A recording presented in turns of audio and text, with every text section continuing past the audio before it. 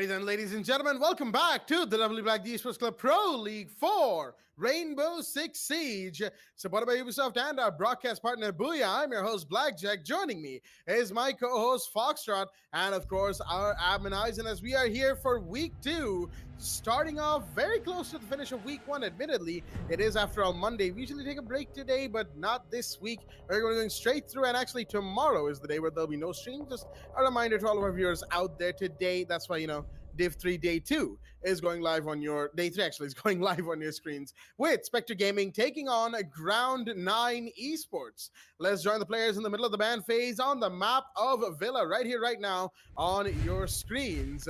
As Ground 9 is on defense, Spectre is on the attack, and we're about to find out which operators both of these teams are going to have a particular penchant against, if you will. It is the ban phase after all. Some operators, unfortunately, have to sit this one out. Starting with Thatcher. No surprises right there. Thatcher bans are pretty much the bread and butter of ban phases these days, and interestingly enough, Spectre Gaming will decide to ban the Blackbeard. Of course, again, given the way everything has sort of shaped up in this season of Rainbow Six Siege, Blackbeard has seen a slight upsurge in play, and in answer to that, a slight upsurge in his ban. So, Blackbeard ban makes sense when it comes to just how the operator behaves and how he operates, if you will. Mira will be the defender ban from the side of Spectre Gaming as well. No surprises when it comes to Villa. After all, we've seen Mira here countless times before with just how powerful she can be with those one-way black mirrors. And speaking of information gathering potentials, Valkyrie will be banned from the side of Ground 9. Looks like they don't want to deal with the Valkyrie when they're on the attack, and neither do they have to think too hard about those black eye camera placements while they themselves are on the defense in the first half. Speaking of the first half, round 1 will be underway, but before we do that, let's have a look at both the rosters that are here in the lobby for us today. From the side of Spectre Gaming, we've got Venedus, Killster, Noob, Aoreo, or Oreo, however you want to call it, who's changed his name to the barcodes right there, and Pazu. And from the side of Ground 9 Esports, we've got Shred, Shannon, Neuron, Ferdinjaz, and Owl. As second floor aviator and games will be the side of choice. Noob with the 6-pick out of the Jackal into the Amaru. And I've kept the man from the mic long enough. Foxy, how do you do on this fine evening? I feel amazing, Blackjack. Thank you for asking. But heading into this match, definitely having that little different of an energy into this, most definitely. So also, of course, it is both of these teams that we waited to see them play for so long. It is, of course, Division 3. It'll be interesting as to what we do happen to see come out from them. Let's see what happens, though. Taking a little bit of time, I'm not sure who. That is, of course, Shreds. Shreds, I think Shreds does not have a WD Black SSD. Hopefully, he lines himself up for that MVP position and the spot towards the end of the season. Might as well get himself a free WD Black SSD out of that MVP reward. But for now, we'll be proceeding ahead into the match without one, and that's why that little bit of delay has come in. But that also gave us a little bit of time to also just happen to come and think about what we'll be getting to see from these players today, what we'll be getting to see from these two teams today, in fact. Let's see what they have to show. Shreds back on the smoke, like we talked about. Neuron will be running the mute, and that means both the SA's brothers are out here. Fardeen Jazz, he's on the Jaeger, while all he brings up the castle. We haven't seen a castle mute and a Vamai combo come out for quite a while when it comes down to Villa, especially. And let's be honest here. With a side like Aviator and Games Room, I haven't really seen too many implications of the castle come out. At least not successful ones. So coming back to the attacker's side, Spectre Gaming, they've had a little bit of a better run than Ground 9, most definitely. So they've been here for a little bit more while than them. And just the way we happen to see this, look at the roster that they happen to rock. We don't see anybody coming out with the utility clearance or rather utility dump either. There's no Zofia for that matter. Instead we will be seeing Venetus come out with a Yana pick. Killsters on the Nomad. We've got Noob on the Amaru, and Pazu will be the only hard breach of the side of the attack to work with. I still got Aoria running the Ash, of course. That is barcode. You've got to be careful as to how you happen to see this match go ahead, because just the way it is, I think Spectre Game is being a little too quick. Look at them taking advantage and just trying to go through this little area that they've got for themselves. I think the Vamai charges are what are catching off the smoke canisters that are coming out from the side of the attack. That is, of course, the smoke grenade just to cover their sights. Shannon trying to find a free frag here. Will that come to him? Oh, good night, Killster. What a shot, Shannon. Oh boy, he's gonna be so glad that got caught out on stream. A one tap to start the show for us. A very well taken one tap, if you'd ask me. I'll be looking to find more, but right now it's somebody else who's taking the damage. And just the way I happen to see the Spectre Gaming, they're getting too overly saturated just on this one corner, one end of the map to push. Pazu gets a frag, but the refrag will come back in from Shreds. That's onto the Ash. Shreds is really shredding apart the side of the attack right now. 2 kills, or 1 kill for the man, in fact. Canisters coming off. That is, of course, the smoke. Then that means you'll be fending off the attackers for the bit. But with 1 minute left and 4 defenders alive, let's see what Spectre Gaming has to say about it. Oh, they're going to have quite a lot to say, but Shannon, oh boy, he's blocking the smokes way in. Shreds, you could see it from the Omai's perspective. He wanted to get in, and it looks like he finally will be allowed to. Took a little while, but Shannon, of course, he's want to make sure that a kill could be confirmed, but no, Noob will go down in the meanwhile, and Pazu as well. Neuron takes a double, and now Shannon himself will be the one to find Venatus. Unfortunate first round for the side of Spectre. As we will see in the instant replay, they were far too concentrated on that study balcony entry. Pretty much all of them, actually, went through and died in that region. And, well, we all saw what came off of that. As the first round itself will go to Ground 9 Esports. They're going to be moving on to second floor trophy and statuary room. No surprises right there, but looks like there's a pause request coming in from the side of Spectre Gaming. That's a little unfortunate right there. But yeah, we're going to have to pause for just a quick second. Most likely some internet issues or something of the like from Spectre's and hopefully nothing too bad, if you will. Nothing that takes too long for us here at this match. We kind of wanted to get this, going really into the meat potatoes of this match. Looks like there's been a bit of a... I'm really sorry to cut you off here, Blackjack, but just something I want Aizen to communicate to Venatus. That is, of course, ask them to minimize the moss, and that shall solve the problem. It's something that they are facing. Just happening to give in a little tip here because I can see Venatus typing out what's really the issue. So I think minimizing it should do the job.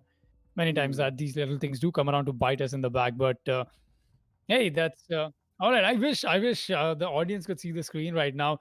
We've had 2 disconnections come out from both the teams back to back. So yeah, just the way it is, I think we might have problems a little larger to deal with maybe. But just as we are getting quick information from the side of the teams as well, we're seeing them reconnect quickly enough and back into the game sooner or later. And just as we happen to go ahead, I think you know what, I'm not going to be taking too much of our time to kill away. We'll be going into a short break very quickly now, people, and coming back because two disconnections from both the teams. I think that will take some communication to happen between the hosts and the admin. So we'll be coming back in just a bit, people. Stay tuned and see you then.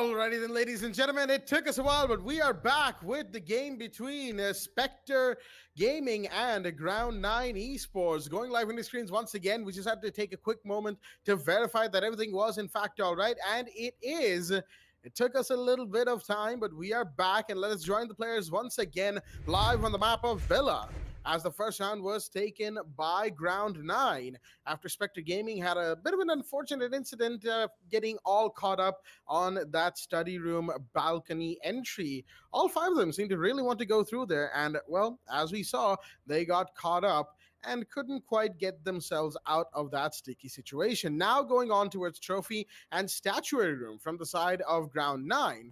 It's going to be interesting to see how Spectre reacts to losing that first round. They certainly, won't be too happy with that, but they can still turn things around, just like we said. It is, of course, the second round of the match only. I know we've been waiting for a while to get things started, but yeah, it's only the second round that'll be going live here. So there's still plenty of time for Spectre to turn things around, get themselves back into form, if you will, if they can. Of course, Spectre Gaming haven't exactly had the best history of being in they're being in Division 3, so things could look good. They also could look not so good for them if they're not careful, that is to say. Ground 9, on the other hand, good first round to them. They didn't really need to do too much. All they had to do was wait for Spectre to make a mistake, and well, Spectre made plenty, so we didn't really get to see too much of Ground 9 adapting or changing things around as and when required. We might see some of that this round, though. We've got, of course, the Pulse in play. Owl bringing in the FBI Defender. Heartbeat scanner, intel aplenty to be used by the man himself. And of course, you have the Legion from Shreds, who's going to be very good towards the late round for some extra intel, especially should the Pulse be taken down early in the round. So definitely some good coverage right here from the side of Ground 9. You, of course, have the mute for information denial and some utility denial for the attackers as well. And, of course, speaking of utility denial, who can ever forget about the Jaeger Womai being brought in by the side of the defensive team? It is, well, after all, plenty of spaces to make sure that Jaeger and Womai's individual magnets and ADSs do not, interfere with each other's line of sight. That's a thing that happens these days. Regardless, Mute Jammer has already caught a drone. A little unfortunate right there for the attackers. They got to be a little bit more careful on how they approach those doorways and walls, because those jammers will be there as Shreds. Oh boy. Bit of a spastic movement from him right there inside of the bathroom. Looking all over the place, trying to see if he can get somebody or just an angle or two, and does see somebody, but no, from inside a closet. He'll be taken down by the ashes. Noob finds another one. Shannon goes down, and that's a little unfortunate. The Womai and the Legion of the board is now on the stairs. Will be seen. There we go. That's Oreo. He's seen it. He's going to take it as well. Headshot on the Neuron. As now it's a 5v2. The forward positions that were being held did not come out to play at all, as now it's a 5 versus 1. Killster comes in, but Veritas has just blown himself up for some reason. Little unfortunate right there. Zal's gonna make him say back. Looks like the C4 could not be used, but he will find the Ash regardless. 1v4 position now given away. He has got to be exceedingly careful on that Fox entry. Noob has pretty much locked down his position. Drone goes out just to see if he can get something, but no! Whoa, okay then. That was a wall bang and a half from Pazu. Might have been a drone feeding him information on exactly where the Pulse's position was. Exactly on his location at that too, as we will see in the instant replay. Round 2 goes the way of Spectre Gaming. A good aggressive push, spearheaded by the Ash, of course. But more importantly, Ground 9 trying to hold a few forward positions, getting caught off, unfortunately, both Shreds and Shannon, more specifically inside of the bathroom. Maybe, they could have used just somebody else inside of closet, one of those two inside of the closet, really. That was where the side of Spectre came in from. It was that bedroom closet area. They fell in, they got those 2 kills, and they had the clear to push to site. So maybe if Ground 9 is able to avoid that, they might be able to change things around, give themselves a little bit more breathing room, as we'll go into round 3 with the Goyo in play from Owl. Goyo once again being brought on with the 6 pick. I think Goyo has been one of my favorite operators when it comes to having multiple complex strategies being employed, especially on a defense with a map like this. Villa does come out to have its own nice moments, and I think we are already beginning to appreciate it with the one-to-one scoreline coming into play. I think we'll begin to see a little bit more of what you'd expect on a general scale from a Villa match. But this might be just more than that. Let's see if that's the case or not. Shreds is coming in with the Mozzie pick once again. We've got all playing the Goyo. Neuron once again back at the mute. So not a huge change up. We've got the Mozzie come out, of course. Not the smoke anymore. They're not looking to go for the denial. Ground 9 could not survive towards the end of the round, especially in the round 2 coming. You happen to think about it. Spectre Gaming came out with quite the performance on the attack. They made sure that they get the better of them, just being able to drop kills after kills. I think that approach is what is going to get them closer to what they're expecting to, because Ground 9, let's just put it this way, they did not have a rusty start either. In the beginning, they were looking very good, even though the defenses around that came out from them. I think it was somewhere in the lines, Spectre Gaming really went wrong with what they wanted to be doing over there. But hey, it does come down to Ground 9 still being able to walk away with that one round. That is looking at the scoreline right now. He's still playing on the side of the bedroom. He'll be making his way inside. We've still got a whole lot happening. And so much more utility dump that will come out. Look at that. The stuns are going out already. We've got three people throwing out stun grenades over here. Finally, that ADS will get cleared out. Neuron trying to... That was a very not so calculated C4. You happen to think about it. Still a good attempt. Could have had some piece of information over to the side of bedroom to try and make something useful out of it. But the nades, oh, that is exactly what is shaking off the defense right now. The Goyo shields are being broken so quickly, and it can only make sense why you would want to bring somebody with nades back on attack. 5 versus 5 still in the lobby. No lives lost. Excuse me. But as we happen to go ahead, I think Shannon might be onto something. He's looking for another one tap. Won't be able to find it yet. The Ash is coming around to find that kill. The barcode, obviously. Eorio playing awfully close. This might just be the peak that he needs to make. But first, he's going to be checking his corner, expecting somebody right below that camera, and that corner right above the astronomy stairs, if I may say it, that. We'll still be seeing Pazu making the push happen. A minute and 20 remaining. We've not gotten any kills come out. And as I speak about it, Pazu opens up. Shreds will be found, and that is, of course, the entryway from the side of statue. He's going to find another one, but that's only some bullets that he's taking from the Goyo. Noob does find one more. The refract comes right back in onto the Nomad. A 4 versus 3 back into effect. Make that a 3 versus 3. Shannon is not stopping. He does get refract, though, and that'll be when it is to shut him down. Looking at this 3 versus 2, anything could happen at this point. Al and Neuron, the only ones left alive to clutch it out. Let's see what these 60 seconds have to tell us. Neuron's got a pretty interesting position being held right there. Got to be careful of the Geminis, but no, he's going to push out instead and find Killster.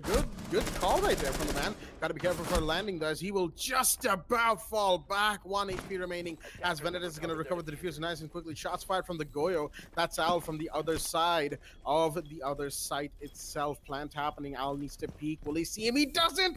Al through the corner of your eye. He could have. He's going to go around and not get it. Unfortunate. And Noob will come in and get the final 2. Ow, big mistake right there, as we will see in the instant replay. Oh, Ground 9 will not be happy about that, ladies and gentlemen. Not in the slightest. Owl missed it just out of the corner of his eye. I think he expected the plant to be happening in a slightly more forward position than it was, or maybe he was afraid of the Twitch peeking out, given that his teammate was practically on 1 HP. But oh, that situation could have been handled, so much better. It wasn't, of course, and that's why we're seeing the 2-1 scoreline right there. The refrag game was strong with both teams. Some real good decisions being made and some unfortunate decisions being made as well in the early game. It's not like it was entirely perfect from both sides, but even then, the round was hard to call until that unfortunate misplay came out from Al. But of course, we won't be lingering on that too long. We're going to be moving on to round 4 right here, ladies and gents, as round 9 have lost the early lead that they wanted to take. Spectre Gaming on attack on Villa, 2 rounds up right now, having the early lead. Now that we're transitioning towards the mid game slowly but surely. This is where the real game comes in, if you will, especially around that round 6, round 7 mark, because when you get to roll swap, the scores really start to matter. I mean, they always do, but on roll swap is where we really get to see their impact. Say attackers go 3-3, right? Say Spectre Gaming goes 3-3 equalize onto roll swap. They'll be on defense on Villa with no round advantage going to ground 9. effectively speaking, shutting down almost any chance of them taking multiple rounds back to back, because Villa is, as we all know, a very heavily defender sided map. Maybe not as defender sided as Theme Park is, but it's still very close, all things considered. So that's going to be something that Ground 9 need to avoid at all costs. And how do they do that? By winning these next few rounds with practically no losses at all. They need to win 3 rounds back to back, basically, rounds 4, 5, and 6, to give themselves back the advantage that they really need here. And that's going to be a bit of a big ask, because Spectre Gaming, if these last 2 rounds have shown us anything, they are more than willing and more than able to bring these rounds back for themselves. Again, mitigating mistakes is going to be something that Ground 9 needs to work on as well. So does Spectre Gaming, but looks like Spectre is already doing something different from their last Aviator round, which is pushing from an entirely different side of the map. Meanwhile, we can see Neuron. I think just for a second he was moonwalking. Hope he's still okay over there. Yeah, looks like he is, as we are approaching the 2-minute mark.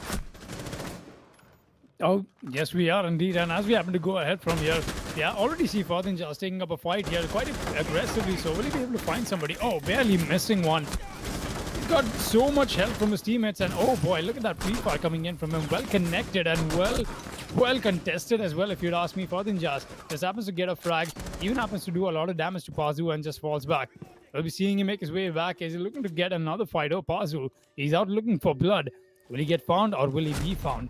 Fathin almost gets him. Pazu will make sure he gets a shutdown. A quick trigger is what, a quick tap on the trigger is what he needed, is what I wanted to say. But coming back to me and missing my words, somebody else is not missing their shots. Who is that? That's the one. And that's the castle as well. Owl comes around from the other side of the map, and that will be 2 kills for the side of the defense to walk away with. Vanitas and Noob, the only ones left alive in a 2 versus 4. A minute left. Let's see what happens. Interestingly enough, before I passed it off to Foxy right there, I mentioned Spectre doing something different already from what they did in their last Aviator round. Unfortunately, they did it differently, but not differently enough. The main theme of their attack is still the same, as in they're pushing from the same side, all 5 of them, effectively speaking.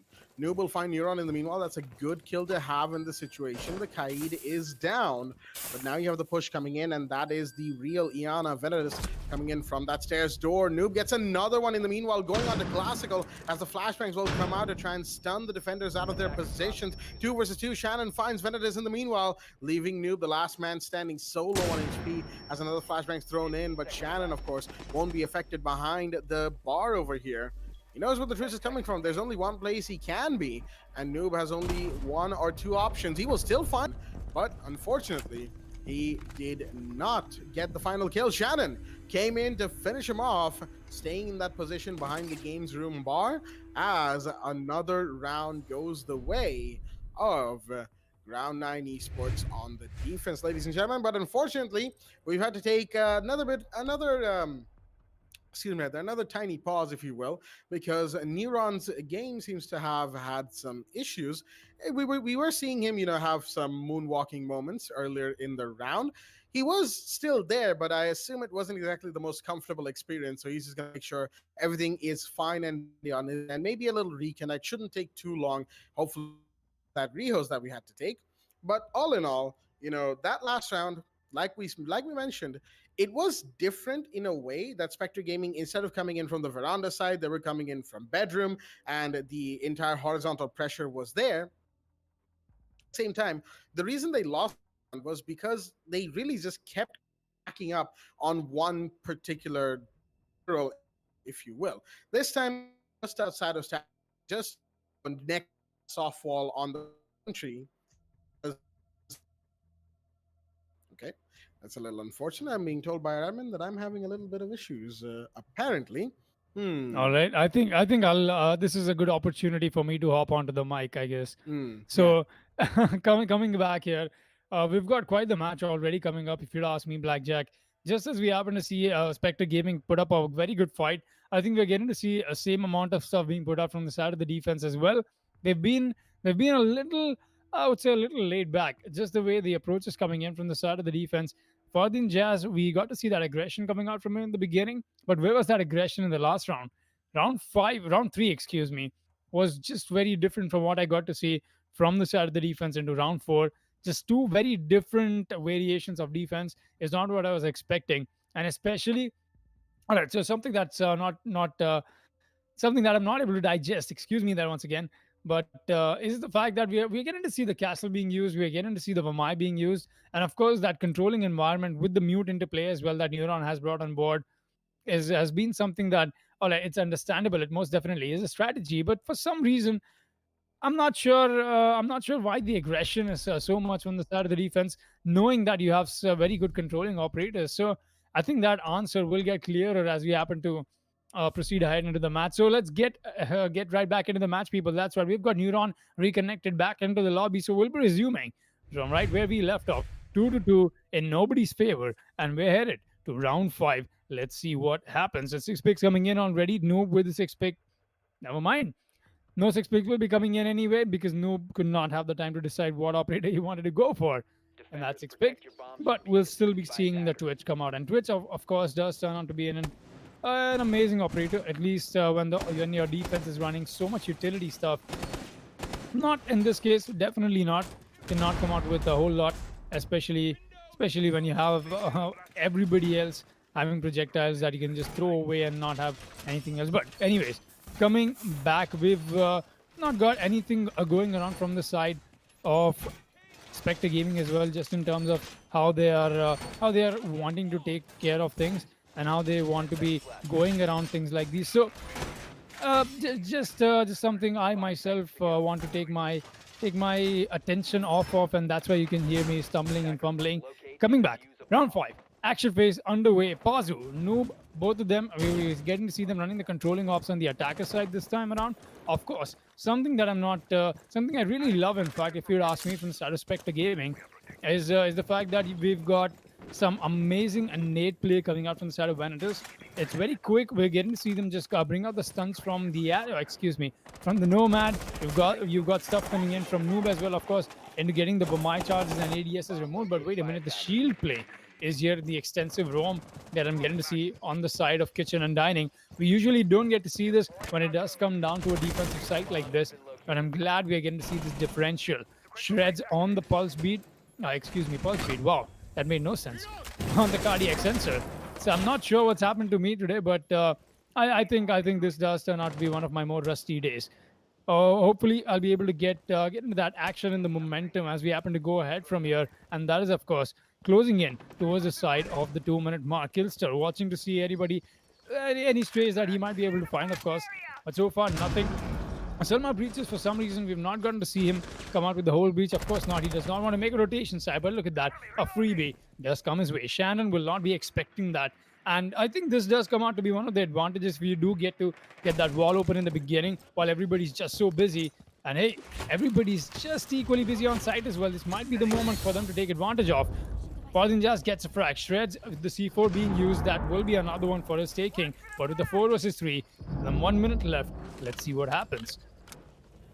Oh boy, that laundry push. They are really wanting to do that right now. Spectre Gaming as Shreds is still present right on that counter, waiting to get a kill or two. Killster finds one in the meanwhile, but the Ash on the drone will be down and taken care of finally. Shreds took a little second to get it done, but oh boy, Killster could have found him just a little bit of a shot. But Pazu will find Shreds regardless. He's already inside of sight, and it's all now down to Owl and Neuron. Neuron's going to be lit very, very much so. They need to find these final two defenders nice and quickly. Spectre, they're very close to making this their own, as Al will take some damage through the wall as well. Pazu trying to see if he can get a couple of wall bangs right here. Killster going for the plant. In the meanwhile, cover is there as both of the defenders are practically locked inside a memorial. The Goya will make its way out as the castle will be seen. Pazu, well, that was a bit of a jump scare right there from the castle. Killster re-attempting the plant because, of course, the castle almost made amends for the round, but no. Pazu will come in. He's going to take the kill nice and quickly. That is going to be another round going the way of the attacking Spectre Gaming. Interesting decisions being made right there. More importantly, I'm kind of interested to know why Shannon decided to go for a bit of a run there. Maybe he did. Maybe he thought that nobody would be watching that angle opened by the Selma Breach on the pantry stairs wall. You know, you definitely given that it's a line of sight that you don't exactly get too many kills from, one could assume that nobody's actually watching that. You could go for a quick rotate to the other side, or maybe try go out the pantry door, the other side of the stairs, that is. But even then, it's kind of safe to just assume that there is somebody there. An angle was open, and if it's not an ace, there's usually a Hibana. Even though Spectre Gaming didn't quite bring in the Hibana, there usually is one that opens up that same wall slash angle. But regardless, it's going to make for some very interesting rounds, if you will. We're headed back to Dining Kitchen from the side of the defense. Ground 9 really wanted to win a side that isn't Aviator Games, and I can commend them for it. Trophy Statuary didn't quite work out the way they wanted it to. Dining Kitchen, round 5 could have been theirs had they won their gunfights, positioned themselves a little better. But all in all, they're going to try again. Let's see if it works out, because this is a very important round, ladies and gentlemen. It is round 6, the last round before role swap, and it's now or never for the defense to equalize if they are able to. That is true, of course. As we happen to go ahead from here, the defense will have to come in with the equalizer if they want to. Let's see if they'll be able to cover that gap or not. But I think, like I said in the beginning, I'll still stand close to my statement and just as strong with it. The fact that Spectre Gaming will be the one, will be able to take out the advantage here, most definitely. So they're the ones in attack, and you're able to take that advantage while the map happens to be defender favored. It's just beautiful. We'll be headed ahead from here with Killster finding the first frag. That's an early one. All goes down quite early into the round. Ventus is picking up another fight. Where is this coming out of? We're not going to see that refrag come out this soon yet, and it will, and that is a double kill. In fact, not the refrag. An attempt was there, but Venatus, he finds a double. All right, the headshot on the Falcon Jazz connects. Look at the man pop off. We got Killster coming in with one more, and that is his double. It is the double kill frenzy, and that will be it, people. Spectre Gaming clean this up. What a round. This was quite the round, man. Spectre Gaming really went all out. They really did not want to leave any stone unturned coming into this match, especially taking a look at that in the instant replay. And I think the whole round must be covered in that instant replay highlight right now, because just the way you happen to see it, what a quick round that Spectre Gaming put into place here. I think they've just hit the hyperdrive button, and they're not looking to stop. 4-2 into the second half will be them on the advantage. 2 rounds away from match point. Let's see what happens.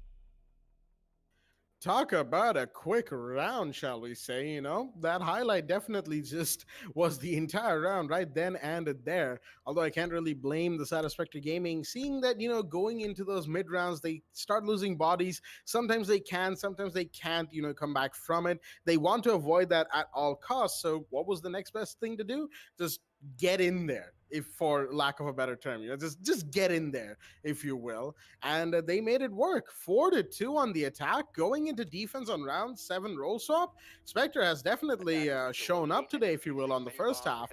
Ground 9, not so much. Getting caught by surprise, getting caught off in unfortunate situations and positions, things that they really should have been emphasizing on before this point already, and things that they haven't done so far. Maybe on the attack, things could be different. After all, Villa is a defender-sided map, but on the odd occasion, it can become a very weirdly attacker-sided day, if you will, for Villa. We've had those one-offs before, and so far in the first half, 4-2 to Spectre, it looked to be that way. Although the kind of mistakes that were being made by both sides, it could have really gone either way, if you really ask me. Especially in those middle rounds, rounds 3, 4, and 5. That's where things could have swung either way between both teams. They're playing really well in certain situations, not too well in others. Either getting too sort of clogged up, Spectre Gaming that is, on one push, getting caught off again and again, or managing to find Ground 9's defenders by surprise, managing to take them down in those mid-round gunfights that they would have otherwise lost had they not attempted the way that they did. Interesting new gem replacement I'm seeing right there from Killster. That's right next to the drone hole, actually in a full view of the drone hole. So I'm not sure if I completely support that idea. Ferdine seems to have been caught in a frost mat. Well done, Pazu. He's found one victim, not quite a kill, of course, because he was revived, but Ferdine is very low on HP. As the pings are coming out towards the bathroom, a drone will be seen and taken care of, but Pazu's location has been given away. He's being droned out right now. Will he find the Ash? He still does. just somehow, as the Frost will finally get refract down to far too low HP. But no, here's another one from Venedis. A refract comes in onto Neuron. He was one to take that kill, as Venedis with the MP7 trying to contest on that red carpet landing area. Not going to be able to find anybody else. He's just falling back onto first floor. C4 goes out. Not going to find anybody either. But Noob on the astronomy area could go for a big play right now. Spectre really wants this round. You can see it in the way that they're playing around, the way the attack is coming in at the minute 35 mark. 2 operators down. Ferdine super low on HP. It's not looking too good as a double body will be dropped. Noob and Venedis coming in, and now it's all down to Owl, the last man standing, and no longer. Spectre Gaming will take round 7 nice and quickly after a pretty interesting roam play decision being made. Not only were the GSG9 brothers out there, it was also the Frost out there. And, well, as we all saw, it worked pretty well. Okay, maybe not the Frost traps themselves. One did. Ferdine was low, but he kind of still stayed alive to the end of the round. So, you know, it's a whole back and forth, if you will. Second floor trophy and statue room will be the site of choice. 5-2 is the scoreline. Spectre Gaming 1 round away from match point. Unfortunately, Shreds' loading problem seems to be taking a bit of a weird turn this round as Noob takes the 6-pick out into the Ella. Oh, no, he's in, and he's been given the fuse. Well, not sure if that's highly unfortunate or super fortunate. Depends on how Shreds goes about using the fuse, I'd say. But yeah, second floor trophy statue room, the set of choice, round 8, underway in just a quick moment, I think. I think that's something I wanted to ask you myself. That are we even underway with the round? Because just the way it looks like from our end, the screen's frozen. I even for a second I thought that Eisen has lost connectivity, but Eisen can speak to us, of course. So we know that he's here, and it's something with the game was definitely that we are trying to get past. Wait for, I guess. There we go. The waiting game. There we go. It obviously pays off. Patience pays off. People will be underway with round 8 here into the match. It did take a while. That's okay. It does not happen a whole lot.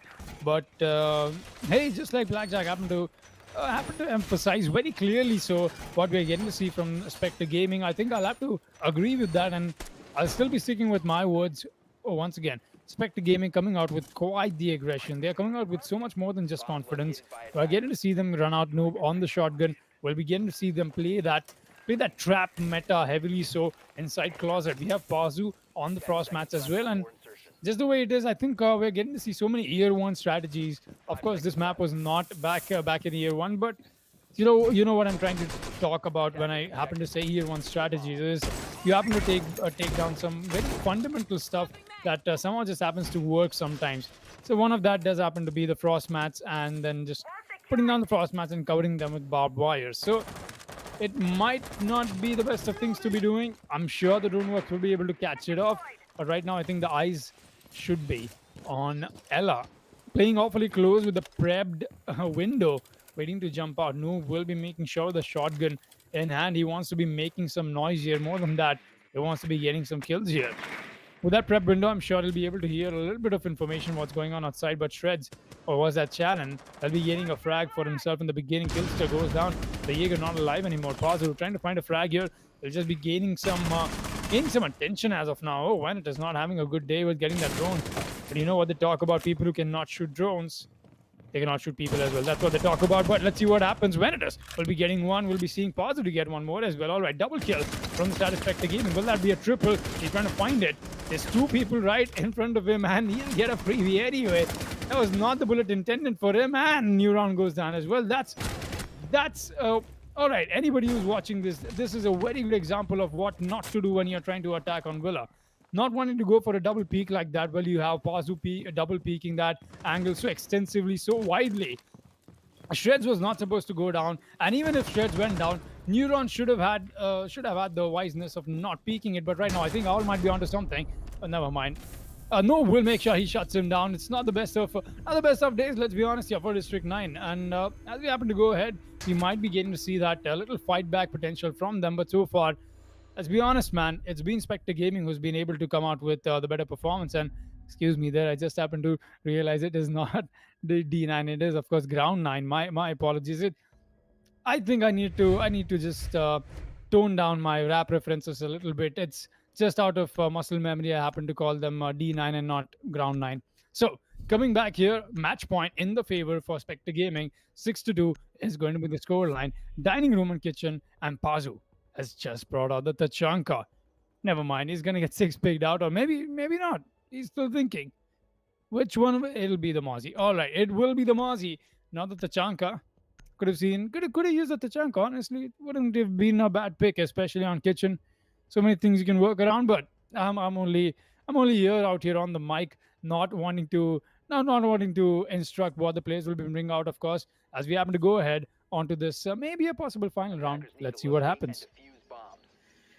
While I understand the whole idea behind Tachanka on first floor, dining room, and kitchen, I should probably take this moment to remind all of our viewers that Tachanka currently is not allowed in competitive Rainbow Six play up until Year 6 Season 1, the new esports season begins. Both Tachanka and Aruni are currently disallowed from being brought out in competitive Rainbow Six games. Trust me, nobody likes to hear that Tachanka currently isn't allowed. He's in quarantine and whatnot. Trust me, as one of the people who has been maining Tachanka pre-rework, it hurts me to say that as well. All right, we love to see Tachanka being brought out. He is the Lord. He's the epitome of the Rainbow Six memes and all that. But unfortunately, it just is what it is. The rework needs to be tested out, and whatever balancing changes are left to be made will be made. We hope going forward into Year 6. But until then, Tachanka is not allowed in Rainbow Six competitive. We do apologize for that. Sometimes we can get ahead of ourselves here at the casting seat. Like I said, we love to see some Tachanka. We still remember QB's reign of terror playing for Monka S a few seasons ago with Tachanka on Oregon. I mean, that's a match that I don't think we'll be forgetting anytime soon. And that's one of the few reasons why Tachanka is such a debatably lovable operator. I mean, not that he's lovable. That's not the part that he's in debate. Just, his usefulness in general. Anyway, debates around that aside, Nero's going to get the first kill, interestingly enough. Pass to go down, but that's not where you reload, my man. He's going to get taken down nice and quickly by Venitas. A refrag, if you will. Ferdine finds Aoreo in the meanwhile. Have to take a second, as his name still doesn't really lend itself off the tongue. But a C4 comes out from Killster. Will that find one? No, that doesn't. The attacker in Laundry still alive, but he wants to go for the peek any second now with the Malusi. But no! Ferdine finds Noob, only to get found by Killster right behind him. Was that an active bait? It could have been. Venatus finds Owl in the meanwhile, as he has made his way back to site. Sunday's a 2v2 with a huge body conversion coming out from both teams. Shreds now on the pantry door with Shannon from above, making vertical lines of sight to work with. Interestingly enough, all of this you see usually with a 5v5 or a 4v4 still active on both teams, but no. In this case, there were so many gunfights on second floor, and Neuron started things off by taking down Pazu, getting found, of course, and then then the refrag came in, and that got refragged, and I accidentally hit my mic. I did to apologize for that one. I seem to hit my mic quite constantly these days. This boom arm can be a little inconvenient, if you will. Less than a minute on the clock, though, as ground 9 now needs to get in there, as Venatus will go down. Shannon takes a kill, and he's moved his way into sight itself, still gets found by Killster. Now it's a 1v1. This man all alone, facing oh boy, he was facing off against the LMG of the IQ, but Shreds will make sure to do exactly what his name says, shredding through the pulse right there, quick peeking away to glory, if you will. Taking one round finally for the side of ground 9, who are in fact fighting back, are trying to bring things back for themselves. They were the ones who took round 1, remember. They took that first round, and ever since then, it's been all downhill from here, as the saying goes. But now, going back to Aviator Games Room, the real question is, can they continue to take rounds? They need 3 more to push for overtime. And given that their opponents are on match point, it is going to be a huge, huge ask for ground 9 to take multiple rounds the way that they want to. Aviator Games decided of choice as round 10 is underway. Round 10 will in fact be underway. We've got ourselves a very good scoreline here established, and a little bit of retaliation coming in from the side of the opponents. Of course, that will be coming in from the side of the attack right now. 6 big coming in from the Twitch onto the Nomad. You want to make sure you have the air jabs for yourselves and just to able to watch your back. Shreds, meanwhile, will be taking his own sweet time to load back into it. But once again, for everybody out there who's facing a little bit of difficulty getting yourselves into the game, make sure you get yourselves a nice WD Black SSD. Spend less time waiting and more time gaming with the W Black SSD. That's right. Heading back into the game, we've got Pazu. He's running the Frost back again, and yeah, I think Spectre Gaming is really loving to roll with the trap meta that they've tried to bring in. Venatus, he's taking some damage. Oh boy, that is all right. That's not a lot of damage. Let's be honest here, but it'll still be affecting the gunfights that he does happen to take. Every single HP matters, especially for a person like Jaeger. Will be picking most of the gunfights. At least that's what I like to assume. So, but coming back, everybody on the side of the defense right now has just got some amazing guns to be picking fights on, especially when it comes down to a map like this. So let's see what happens going ahead from here.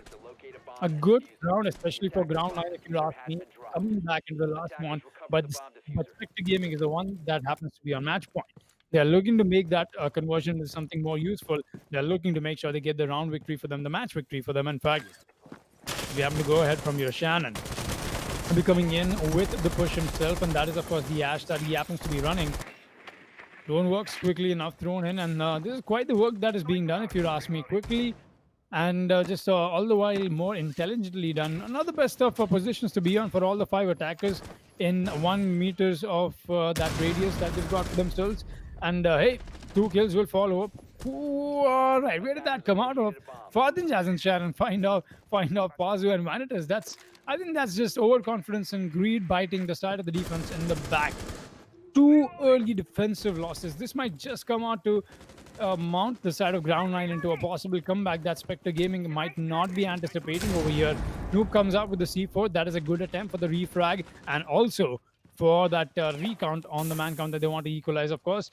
The aggression from the 90 hallway might be coming in any moment now, and that is being anticipated, I believe. So we happen to go ahead from here. No, barcode is just going to fall back. We happen to hit the 1 minute 30 mark. Let's see what happens ahead from here. Plenty of action coming in, but with two bodies down, Spectre Gaming will be looking at a bit of a disadvantage. Going into this 90 push, Oreo trying to get some pre-fires through that soft wall right there. Can't exactly find anybody just yet because nobody is there, of course. Killster rotating all the way out to the study door just to see if anybody's towards landing, and there is one there at the very least. Ash charge coming in, that's going to clear out some utility nice and quickly. Allow for the hard breach coming in from Owl. But the question is, how far will that get them? That hard breach into vault is, after all, a vital area.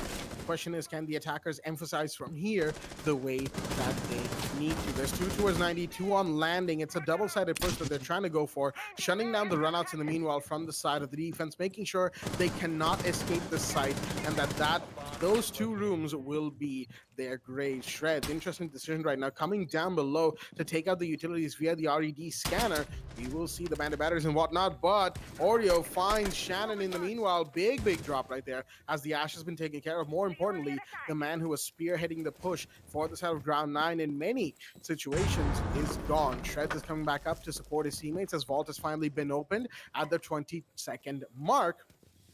But again, how far will that get them is the question that we have on our lips right now. Killster watching the study door. He knows what he has to do as Nuon's going to take a bit of damage right there from the pre-fire of Oreo. He's going to push out, get the diffuser drop as that's a double kill for him. It's a 2v2 now. Make that a 1v2. Shreds finds one. Can he find the diffuser? No, there's a frost mat right there. And Noob will come in to clean up the kill. Oh, no, not like this. Not like this. You know, as they say, in a moment where you need to rush to get in there, sometimes you can overlook even what you consider the most basic of things. And at the very beginning of the round, we saw Pazu put down that frost mat there. I don't think we really took notice of it too much because, you know, it usually doesn't work out. You know, it gets shot out, droned out, something like that. Apparently not today. But regardless, you know, coming in to save the round right at the end with a big clutch. I know Foxy's trying to hold in his laugh right there. As am I, you know, it's not exactly easy. But regardless, a good match for the side of Spectre Gaming, who will be the ones to win the map of Villa after a very interesting beginning as well. They didn't have the best beginning either, getting grouped up, bunched up, and shot by the defense. That wasn't exactly a good round one, didn't leave a good impression on us. But after that, boy, did they make themselves look a whole lot better and make this match a whole lot better for themselves. 7-3 in their favor going into. I'm going into the end of the game, as we'll be going into Reel of the Moment in a quick second right here, ladies and gentlemen, to talk about the highlights, the pros and the cons of what the both teams are doing. And let's go into that right now. In fact, Reel of the Moment live on your screens. And I believe in this situation, none better than Foxy suited to take us through this little analysis phase, if you will. So Foxy, end of the day, very interesting game, even if it ended on a lightly comedic note. I think mistakes do happen. I'll allow Ground Nine to walk away with that one. We do happen to see some of this stuff come around to the corner quite a bit, especially in Division Three. But uh, I'll be honest here, Blackjack. I expected a little bit more from Ground Nine in terms of performance today, and I'm not talking about the Frost match that they just happened to come out towards the end of it. There, it was the entirety of the match, if you'd ask me. Spectre Gaming, they were too quick to realize that hey, we're able to beat them just by bringing out operators that are a little more trap emphasized. That's what they did, and that was working out for them perfectly well. We saw a very good example of that towards the end of it as well. So even if it was not the Frost match, I think coming in with the Goya picks, coming in with the Ella pick, that was still well done, and that was working for the side of Spectre Gaming. They were quick to realize exactly how to beat Ground 9. I think 3 rounds into the match, Spectre Gaming knew the formula, exactly how they want to be playing this, because after that, we did not get to see that equalizer turn into anything else but just a disappointment for the side of Ground 9. So just as we happen to go ahead from here, I think my analysis should include the fact that Spectre Gaming played a very good game in terms of how you want to be reading your opponents, in terms of how you want to be making sure that you're at least able to isolate them into stuff like this. But this round, oh, when it is just completely obliterated the side of the defense. Look at this. It was just given free kills like that. I'm not sure why Ground 9 decided to go for a double peak like that. It's not the best of things to be doing, at least not in a position like that. And look at this. It does come down to so many of these gunfights that were just back-to-back outright crazy. You don't get to see people take gunfights like that so many times just around the corner. But hey, it is once again Siege. Anything could happen here. We do get to see R6 action in just all forms and spectrums, at least here in the Pro League. We did get to see Owl mount himself on a possible 1v3 here. The clip in contest, of course, in your screens right now. But I think with the shotgun to the face, he was not able to influence the round anymore. And just the way it is, I think this is pretty much a very good summary as to what we got to see. It was just not a huge performance from Ground 9. They came out with a little bit of a lackluster of a performance. They needed a little bit more to just cut through stuff, which they were not able to. But hey, a good clutch from Shreds in that 1v1 that came out onto the Pulse. And that's it. Just a few shining moments for the side of Ground 9 to walk away with, and nothing more than that. Hopefully, with the week to come ahead and the tomorrow's day, of course, the day after tomorrow, excuse me, there for Division 3 to play again, I might get to see a little bit of change up from the side of Ground 9, when we might get to see a little bit of a better performance from them eventually. But like I said, I'll stand true to my word, Blackjack, not mincing any of my words here.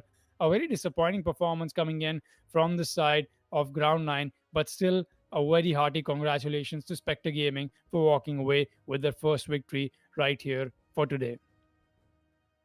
I think the feeling is mutual in this situation, Foxy. Ground 9, they weren't really that impressive, bar for a few moments here and there. Spectre Gaming really took the show, quite literally, seeing as they won after all. But, enough about that match. It's been done, dusted 7-3 to Spectre Gaming. Congratulations to them, as we'll be moving onward to the second match of the night. Throw Syndicate versus Red Vipers, once again, on the map of Villa. We will see you there on the other side of this short break. Stay tuned.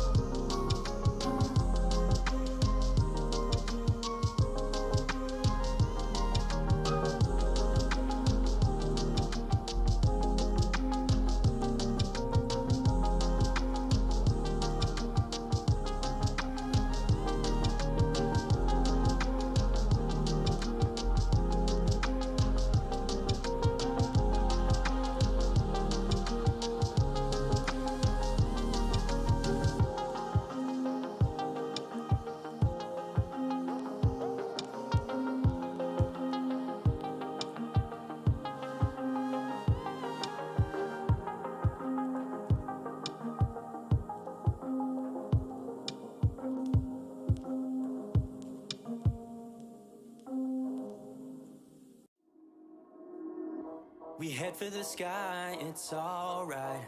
Our wings wouldn't fly, it's alright. If we are crashing down again, pieces of love, it's alright. Scattered in mud, it's alright. You're giving me a lie again. And tell me what you want, this time I won't take it to the heart. Cause I know we won't make it out, I've heard it all before. Yeah, tell me what you want, let me hear that I'm the only one. You know that we won't make it out, we've heard it all before. It's alright. It's alright. It's alright. It's alright. It's alright, so let's move on. It's alright, so let's move on. It's alright, so let's move on. It's alright, so let's move on. It's alright, so let's move on. It's alright, so let's move on. It's alright, so let's move on. It's alright, so let's move on. We head for the sky, it's alright. Our wings wouldn't fly, it's alright. If we are crashing down again, pieces of love, it's alright. Scattered in mud, it's alright. You're giving me a lie again. And tell me what you want, this time I won't take it to the heart.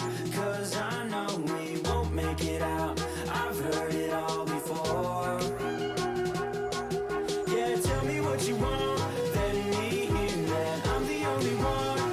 You know that we won't make it out, we've heard it all before. It's alright.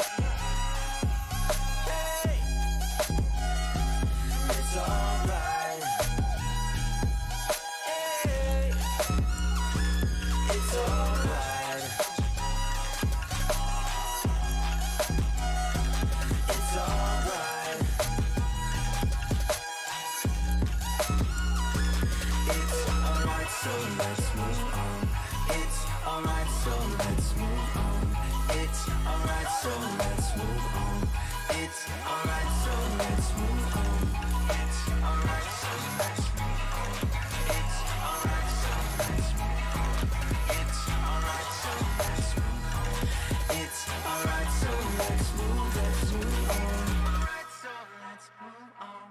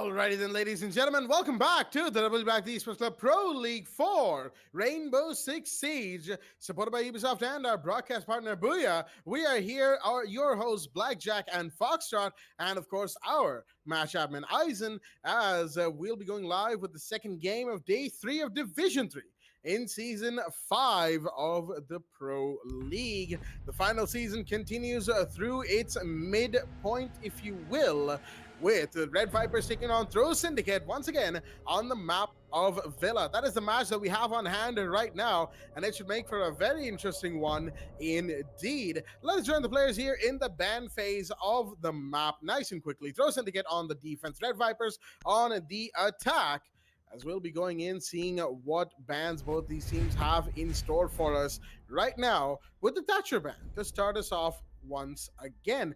No surprises right there. Thatcher, like we said in the previous game, he is a very standard ban for any team playing any map in any match of the Pro League. He just is a ban in and of itself. Like, quite literally, one could name that first slot after Thatcher bans. That's how much he gets banned just in general. But, regardless of his high ban rate, Nomad will be the attacker ban coming out from the side of Red Vipers. No surprises right there either, given how impactful Nomad can be in any given round. You want to seal off the diffuser after getting the plant down. Nomad is your go-to operator. You want to make sure flanks are covered, runouts are covered, and don't want to emphasize on too many claymores on the team. Nomad's your go-to operator. And that's why Nomad gets banned quite as often as she does, along with Wamai, of course. But then again, Wamai bans at this point need no introduction. Similar to the Thatcher ban, very useful, very versatile operator.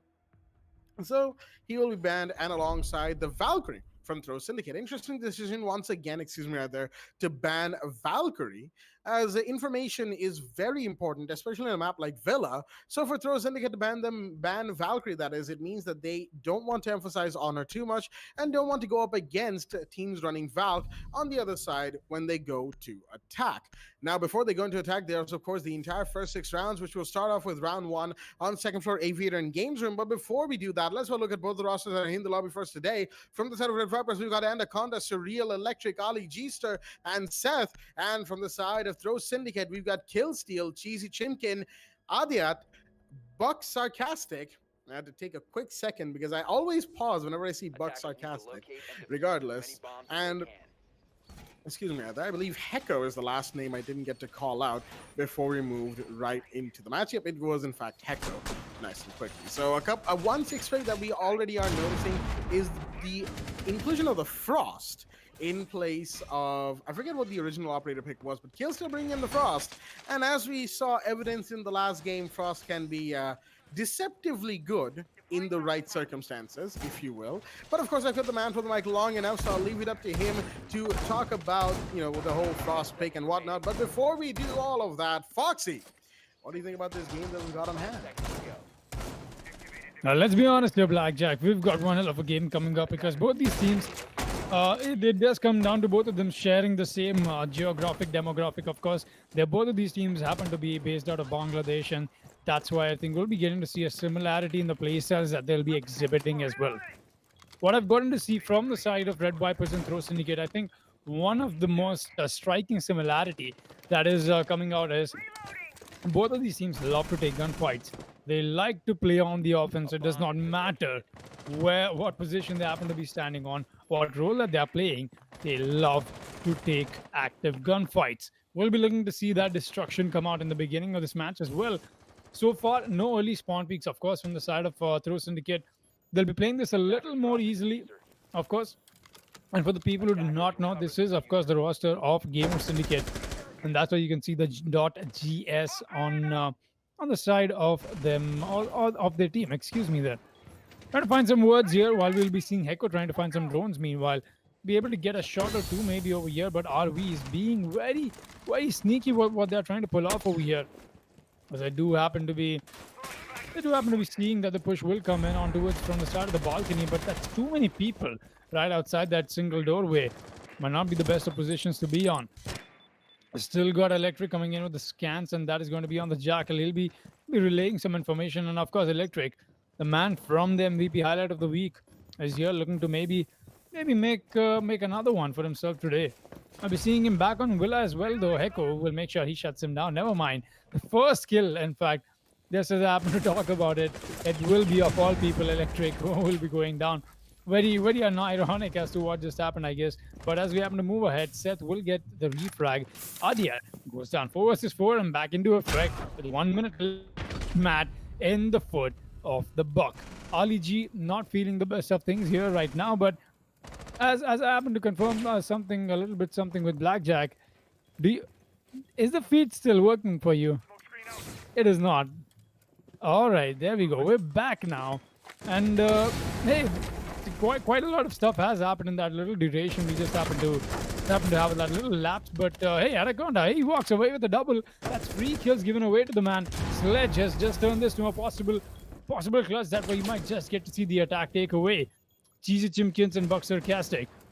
Only ones left alive, and a double peek out that doorway was just not expected.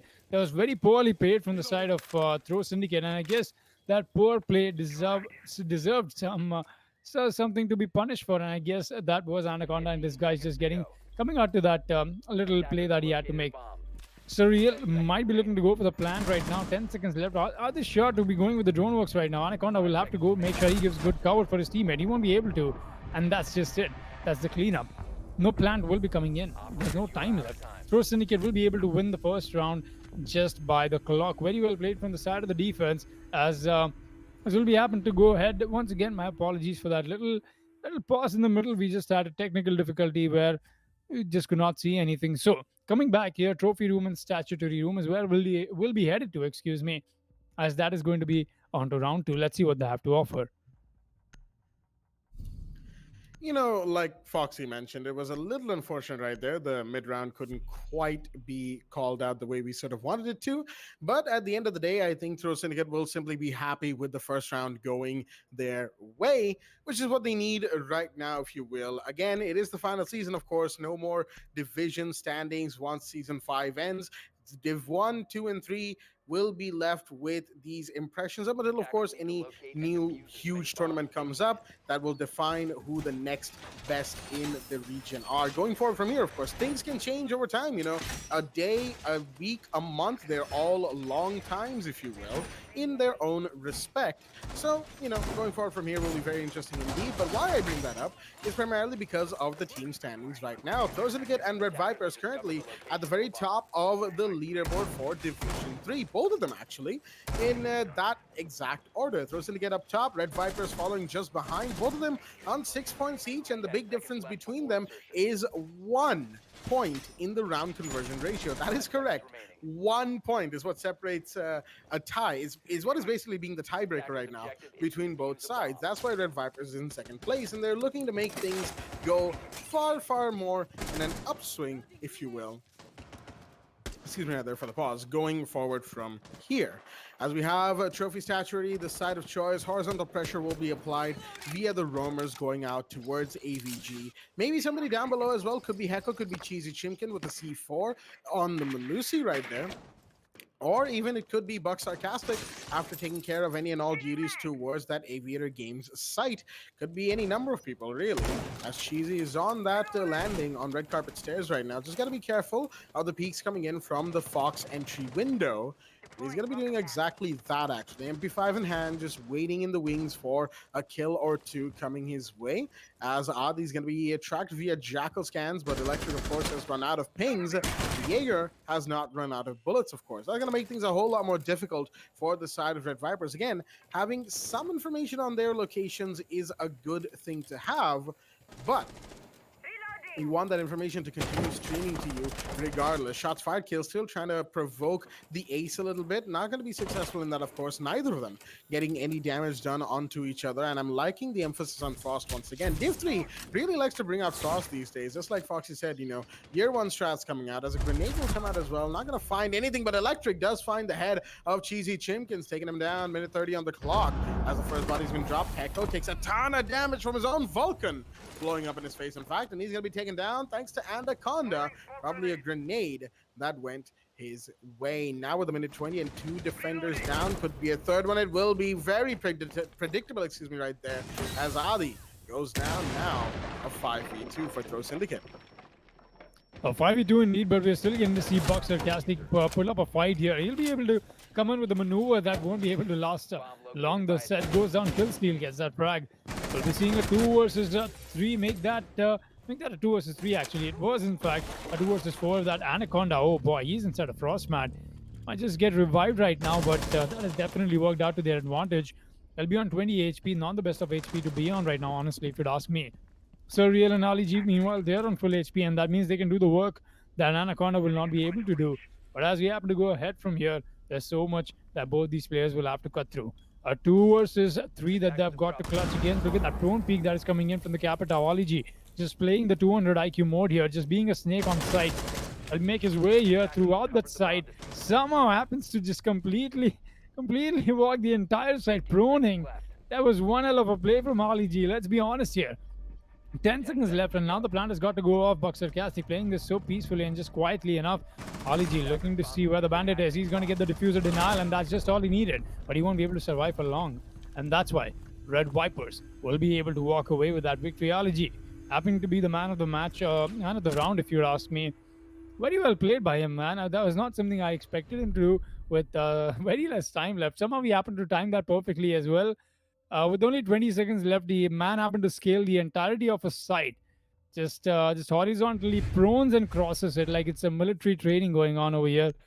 It's it's one of the most unexpected things to work. Let's be honest here. That was very well played by Ali G. Did not even see somebody try and bring up that kind of a play here at this level, not for sure. But hey, that worked very well played once again from the side of RV. It will be the first round that they'll be able to put up over here. 1-1 is going to be the scoreline. We go ahead from here. Let's see what happens. Once again, bringing in the Capital, Ali G. He really likes that operator, and of course, with good reason. The Para 308, slightly slow on the fire rate, but is a very good high damage weapon, and of course, that secondary hard breach. You can't exactly miss that, seeing as your only other hard breach is the ace. So you want to make sure that if Surreal goes down, you still have some sort of hard breach on your hands to make good of those reinforced walls all over the map. You know, plenty of lines of sight can be opened up, or at least one important one via that secondary hard breach. A couple of grenades, and of course you have plenty of soft breach from Seth and Electric, the Jackal and the Ash, and it's a pretty good, pretty decent attacker lineup from Red Viper's side. Defending wise, of course, we're going to be seeing Cheesy Chimkins going for that the usual Kaid trick from down below on that laundry wall. Although I think maybe Buck Sarcastic lost a mute jammer right there because he couldn't quite pick it up before the electric claw went off. Maybe you couldn't exactly see it, but I saw like a little tuft of smoke over there. So it could have been, it couldn't have been. I guess we'll never really find out, as he still has a jammer in his pocket for the time being. Now, in the action phase stages, we're going to see the drones come out slowly but surely as Red Vipers. Of course, you know, Proxy did mention that they like to be aggressive, but that aggression is, of course, you know, prefaced with plenty of intel gathering and a little bit of utility clearance, stuff that you need to do when it comes to competitor. But oh boy, Anaconda already on the stairs right now. Grenade goes up. Will that be found by anything? Looks like it won't. And he's just gonna make his way into sight. Will he find the Kaid? Yes, he does. It's an all-out rush right now from the side of RV. As the Ash goes in, Seth will find Hecko, and huge drops coming in, but no, a refrag, couple of refrags in fact, make it a 3 versus 3. Electric, no, he has team killed Anaconda. Worst time to do that, Zemi will come and take 1 and take 2. Buck Sarcastic has denied the plant, and there he goes to take 3. Ali G couldn't stop him, neither could the Jackal nor the Ace, as the attempted rush could have happened, could have come out so well. But unfortunately, after the initial kill and the surprise factor was seen and read by the by the side of Throw Syndicate, they really just fought back and actually managed to take the round back for themselves as well. First was Ranning Kitchen going to them, and a very quick round leading us back into Aviator Games Room for round 4, as this little early to mid-game phase area, the lead is going to be taken by the side of Throw Syndicate, who are looking to make this match their own quite clearly. Again, they required aggression there because Red Vipers started off with a very, I want to say calculated, but at the same time, they didn't really hold the angles correctly. They were kind of all over the place. But it's a rush at the same time, so maybe all of that information being fed to them from like call-outs from their teammates and call-outs from teammates who are taking gunfights, and the ace was going for the plant. A whole bunch of stuff was happening, so it just could have been the like information overload for them, which didn't allow them to track what was what effectively, if you will. That's one of the downsides of a rush. That's why you don't see them happen too often. But when they do, they're basically a coin toss. It will either work or it won't. It didn't for Red Vipers. They'll just have to roll with the punches, as Throw Syndicate is in a 2-1 lead. I think with something you just happened to add, Blackjack, I'd like to add a statement to that. I believe, I think with the RV coming in onto that little rush that they tried to make, they could have made it a little bit better with the sledge not being the one to be the first one on the side. The switch from his hammer to the gun took so much time in that animation that he just could not get the first kill that he otherwise would have walked away with 2 free kills. If it was somebody else who could have just walked while he could have just used the hammer to open the barricade. Coming in with the nade as just as the cover for what they're trying to do, just that was very well done from the side of the sledge, but I think it requires a little bit more than that. Adya, he's almost found somebody. A pre-fire was coming in, but I think the sledge will not be looking to peek this Anaconda. Oh, he's gone for it, and he's lost his head. Anaconda, good night, my man. Adya will be getting that frag for himself. The Capita on this raffle. He's looking to find him, but Seth will be one that'll be finding him. Adiyat is not stopping people. He gets the double. Is he looking for the third? He won't be able to. He definitely was looking for it, but here's the shutdown from Electric. Comes around quickly enough to make sure that his teammate is refract and the man count is equalized back into place. 3 versus 3, and we've only entered the round, people. We've only gotten into the first minute and past that. Nothing more than that, and this has been quite the show from both the sides of these teams. The roam has been taken care of. Of course, the attackers have lost some lives as well, but it's not the heart breacher that has gone down, and that means the side push is not going to be hindered unless we do happen to see some other stuff and some other variables that will come out to matter towards the end of it. A minute and 20 remaining. We're getting to see the push happen eventually towards the side that is coming in. Of course, from everybody's on full HP. We've got to mention that as well. I believe it does come down to say that taking these gunfights is very exhausting in a way. Just the way you happen to be saving that HP for yourselves. Echo, wait a minute. He's got a shield to protect himself with. Just happens to be playing this little area for himself that he might just be able to maneuver into his advantage. Looking to get that frag. The Capita bolts are coming in, but that's just a firebolt. Not sure how they'll be able to dispatch this piece of shield right in the middle of the hallway.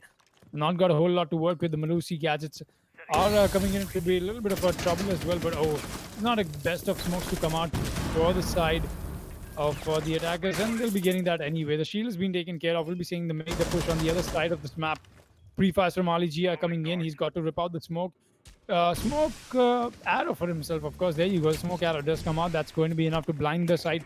Oh boy, Electric should not be going for the plant here. Chimkins might just come in with the diffuser denial. He will. How is this cover not coming into place here? Electric goes down, and that was, of course, the diffuser. Taken off the board, 20 seconds left, and we are counting down to people. This is not looking like something that we'll be seeing RV walk away from, or will they be able to 15 seconds and 10 seconds, in fact. A 2 versus 2 back into effect.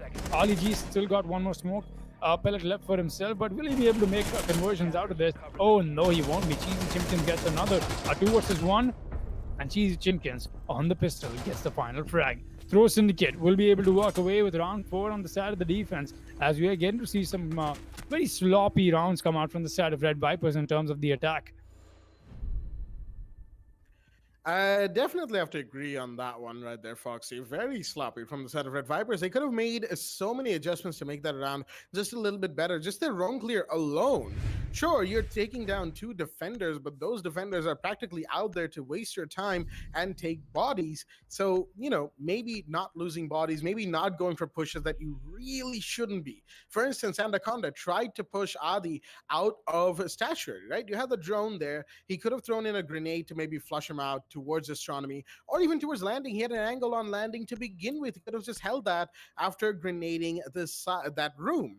But he instead decided to not do all of that. Maybe he wanted to save his grenades, who knows, and push in onto that room, onto statuary. And that resulted in, his head getting taken clean off. Adi already knew that Anaconda was there. He'd peeked Master Bedroom previously. So the intel was already there in his hands. All he had to do was execute on it, and he did. Again, this is one of those things that Red Vipers need to do better, which is choose their gunfights and position themselves accordingly. Because again, we talk about this a lot, but at the end of the day, choosing gunfights based off of the intel that you have is very, very important when it comes to playing matches in competitive, just in general, right? If you know that, say, a certain defender is in that room you want to push into, you have to weigh your options. Should I try and flush him out using my utility? Should I let the drones from my teammates, scare him off? If that doesn't work, do I aggressively push and try and kill him myself? Or do I let the other side of the roam clear come in and finish him off for me while I'm just holding this angle to cover all of the options? Plenty of decisions to be made there, but unfortunately, that one decision, which is pushing aggressively, is the one that isn't exactly the most surefire to work out unless you absolutely know that you will win that gunfight. Unfortunately, I don't think Anaconda had that kind of surety, but it's just one example, of course, from that round itself.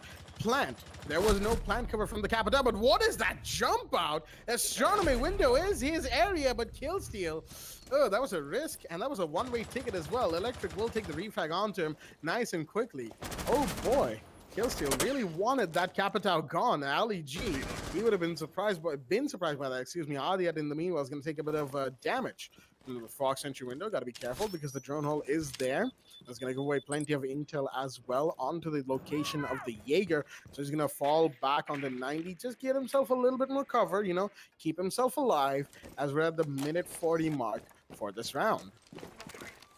Still having the 90 all the way to his control. I think it might come down to him getting shaken off in that little area a little bit.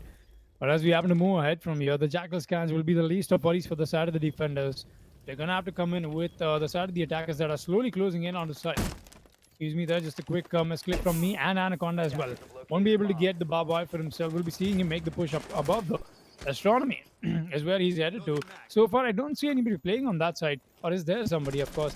We'll begin to see as we happen to go ahead into this round. Echo picking up a fight already. That is going to be with Seth, and Adiat shuts down Electric. Where is this coming in from? Not sure. Oh boy. Oh no. Oh boy. Echo. Finally, we'll be able to get that frag. Anaconda was just roaming around side. I'm not sure what Anaconda was thinking. I mean, I'm sure he's got to have heard out a pistol blowing off in the distance. And I'll tell you what. Not even the pistol. We saw his teammates die right beside him. So, maybe I'm inclined to believe that Anaconda did not have his earphones on while that was happening. But as we happen to go ahead, we'll be getting to see more revelation come out as to how Throw Syndicate will be looking to take these rounds further ahead. 4-1 is the scoreline, and let's be honest here. Throw Syndicate has proved very clearly that they are the ones who are in control. They are the ones who've been taking advantage of being on defense on a map like Villa. We'll be headed to dining room and kitchen with the Mira being employed. Let's see what the last round before the role swap happens to bring us. Interestingly enough, not only are Throw Syndicate in the driver's seat, they're going into that same site where back in round 3 we saw an attempted rush from the side of Red Vipers. Now, do I think we're going to see another rush from them? It's highly unlikely because it didn't work out. Again, like Foxy said, maybe not sending the sledge in first. That would probably be a good change if they want to do it. Maybe, having a bit more cover, a bit more intel on what's actually happening in and around site, knowing where the defenders are, just in general, would be a much bigger step up. But you've got the Mira in play this time around. Killseal actually bringing in those black mirrors. And speaking of which, there's one that's been placed on that pantry stairs reinforced wall. We just saw him put it down there, and I think the other one might go on either laundry or that other single reinforcement that faces the China door, I believe that's called. And it's going to be another one of those black mirrors that need to be seen to, that need to be seen to see what kind of strategies Throw Syndicate are going to be bringing out. Because when it comes to a Mira, usually, the defensive play is around the placement of the Mira windows, except for the roamers in some cases. For instance, Adi already going for a very aggressive peek, I have to say, on a bedroom window right there. Not going to find anybody, of course, but they did give a bit of a scare to the side of Red Vipers because now they know that there's somebody up there. And they found him inside of the bathroom. But the thing is, he's going to be aggressive about this. He's not going to back down. He's going to be challenging gunfights on as many angles as possible. And Red Vipers knows this.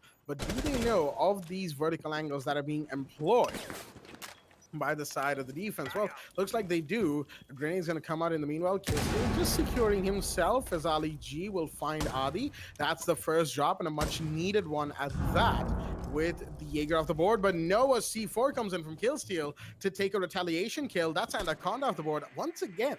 Anaconda really doesn't draw a good hand in the early rounds in these last few rounds. He's not had a good time, if you will. More vertical lines of sight are being opened up. Electric, of course, coming to play, but shots are fired back towards Seth. That is a deletion, but no, that's not gonna feel good. That's Echo. He's gonna take his head clean off from behind the Vulcan shield on Laundry Door.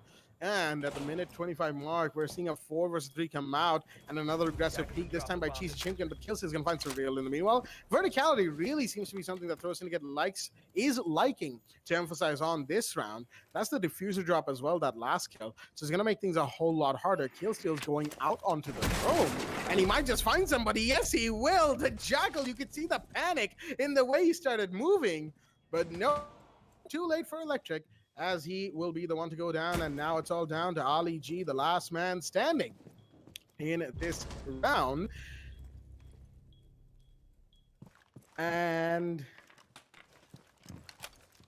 oh, there we go. All right. The feed froze for a second, ladies and gentlemen. Do forgive us. Looks like Killsteal has been taken down. In the meanwhile, Ali G taking a kill finally for his team. Much needed kill. It's his second, actually, now that I think about it. He was the one to find Adi earlier, but his position's being given away via those yellow pings on ping 3 that you can see. Cheesy Chimkin slowly closing in, but the pistol comes out, will not find it. The Capital somehow escapes that gunfight. Can he find the mute? No, he can't. Buck Sarcastic fell back just about in time.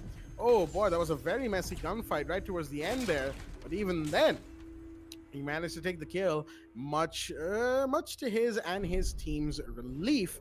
You know, it came mighty close right towards the end. A 1v2 in the dying seconds of the round could have gone either way.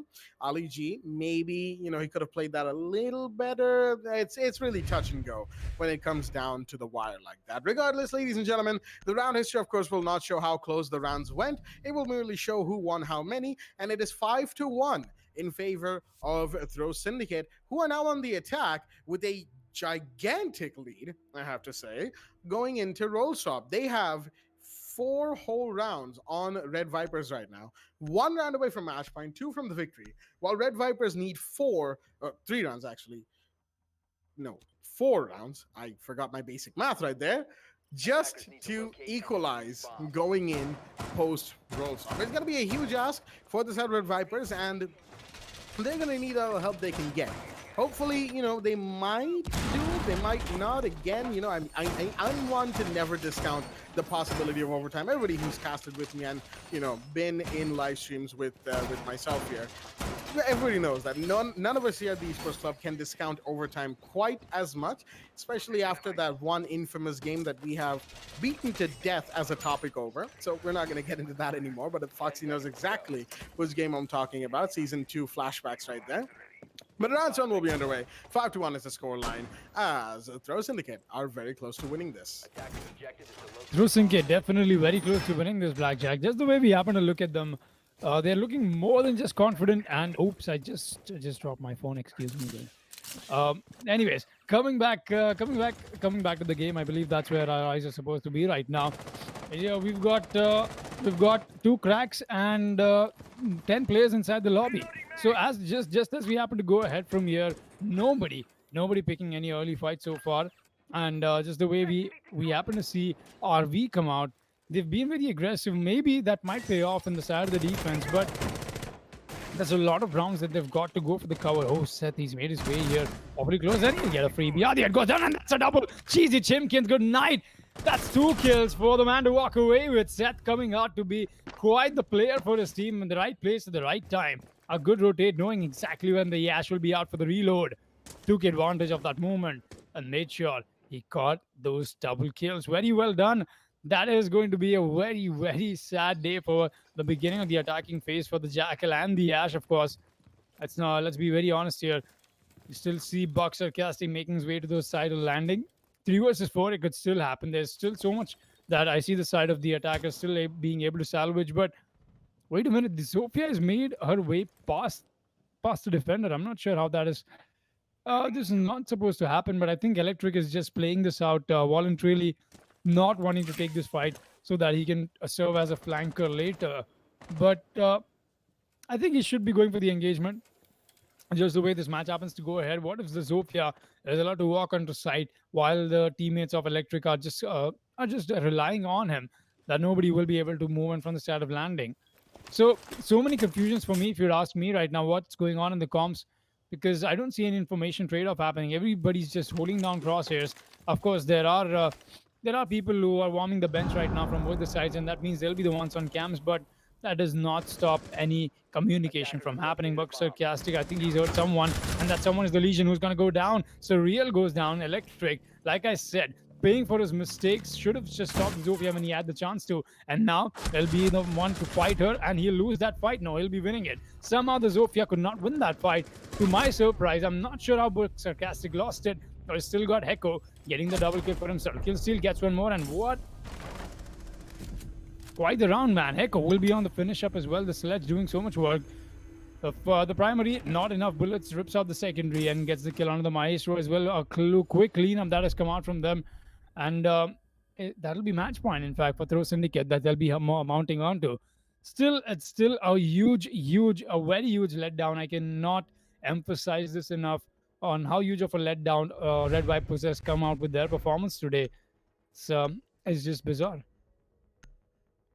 And I think, adding on to what you said right there, Foxy, not only is it bizarre, I think the question will be, how did Red Vipers actually manage to lose that? They had a 4 versus 3 advantage, and Electric still somehow managing to win the gunfight against Buck Sarcastic should have really been a 4v2, right? It should have been it. Sure, the Legion went down. Sure, 3v2, all right, I'll give him that. But come on. How do the Sledge and the Ace from the other side in Master Bedroom and Astronomy get away with taking down the remaining 3 operators just like that, in a flash, in a snap? Quite literally, they're gone. Just like that. Losing gunfights in a way that we didn't quite get to see on camera. But at the same time, one has to ask, was it really necessary for them to... Okay, I can't really say if it was necessary or not. Again, it's kind of the thing that comes with not seeing some of these kills on cam. But at the same time, Red Vipers, all we can say, excuse me right there, is that they really shouldn't have lost that. On all accounts, it seemed like a round that would go to them. It didn't. And now Throw Syndicate just so happened to be on that point. Yes, Fox. I think on a side note, something that is really upsetting us, or just turning out to be unsettling, is we've seen Red Vipers come out with some really good plays, and especially on maps like these where you're just given that free hand to just come out with the aggression. But wait a minute, I think a rush is into play. No. Blackjack, please hop onto the mic right now. Oh yeah, it's about to be a big one, and Seth's already seen that. He's gonna get it down. Can he get a kill? Not quite yet, but Ali G and Anaconda are gonna get a couple. Cheesy Chimkin, Adi, and Killseal go down 5v2. All of a sudden, it's down to Buck Sarcastic and Heko, and one of them will be down. That's Ali G, but Heko wants to go for the kill. Buck Sarcastic finds Seth in the meanwhile. Grenade goes out. Will that claim the kill? Yes, it does. Anaconda is closing in, though. Heko's got to be so careful about this, as Electric will find his teammate Buck Sarcastic to fall. And now it's all down to the man inside the bathroom going out of the bathroom. Heko, last man standing, attempted rush. Couldn't quite get there, unfortunately, for the side, excuse me, rather, for the side of the attack. Oh, man.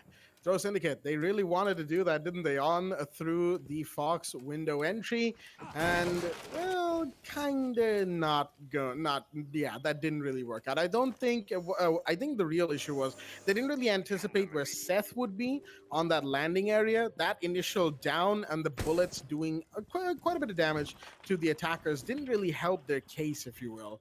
And Red Vipers kind of seemed to be ready at the same time, and I'm pretty sure that was simply the callouts coming in, primarily from Seth, who quite literally saw that impact go off on Fox window, right? As soon as we switched from the attackers to the defenders' perspective, it was Seth looking at that window being broken, shooting at it, getting it down, couldn't get the kill, but that didn't matter. He did damage, and he gave the call to the side of the defense. And I'm still surprised that Heko is roaming the map. It's a 1v3. He could actually go for this, given his skill and prowess with the Sledge, SMG-11, and L85 in hand. But he's just, buying time for his team to discuss where they went wrong, if you will. Now he's going to be going up Astro stairs. Guman might be caught in his shin any second. Now he's going to have to be careful of that. No, it actually won't be. He's gone up Astro with almost no issues whatsoever, but his position will be given away any second. Now, there we go. A red ping means that the sledge is right there. Surreal will peek, and he will be the one to get the kill. Not before Heko did take down Anaconda, but of course, it's only one. There were two defenders still remaining. And that, ladies and gentlemen, is going to be around, finally, after a long time actually, going the way of Red Vipers. The blue team, but there's still 4 more rounds to go just to equalize, push for overtime, because that's the only way they stand a chance of winning this game. So plenty of time to go for Throw Syndicate to make amends for the mistakes that they made. And the rush that they did, again, similar to Red Vipers, had potential, but they kind of weren't really clear on where to go or how to proceed about it. And some could say maybe Fox Window isn't exactly the best area to start a rush like that from to begin with. Anyhow, like I said, it is what it is at this point. Second floor Aviator and Games Room will be the side of choice as the 9th round is underway. Attackers need to locate Throw Syndicate pulling off a Red Vipers there with the rush. It most definitely came out to be quite the failure, but that's okay. I think there was still there was an attempt, just like you happened to put it in your words, Blackjack.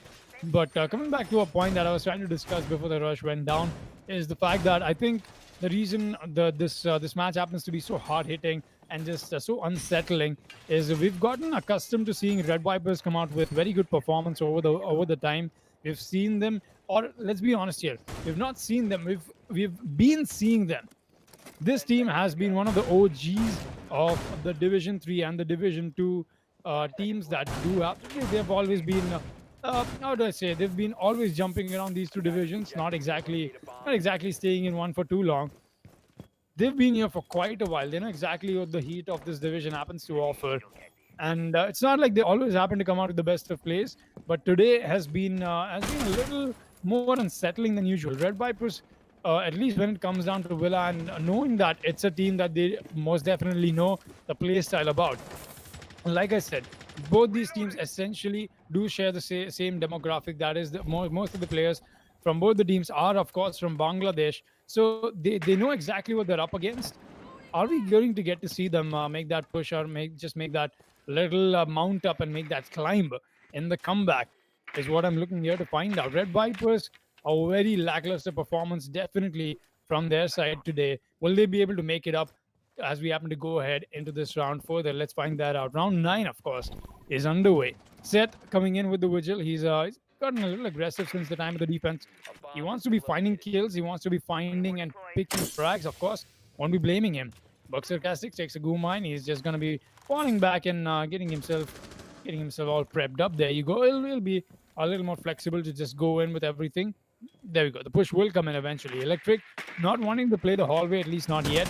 Don't see that kind of aggression in terms of the hole coming in inside of Red Vipers. They're just liking to play this passive aggressively, playing on intel, and that's I think that's the way you want to be playing your defensive rounds.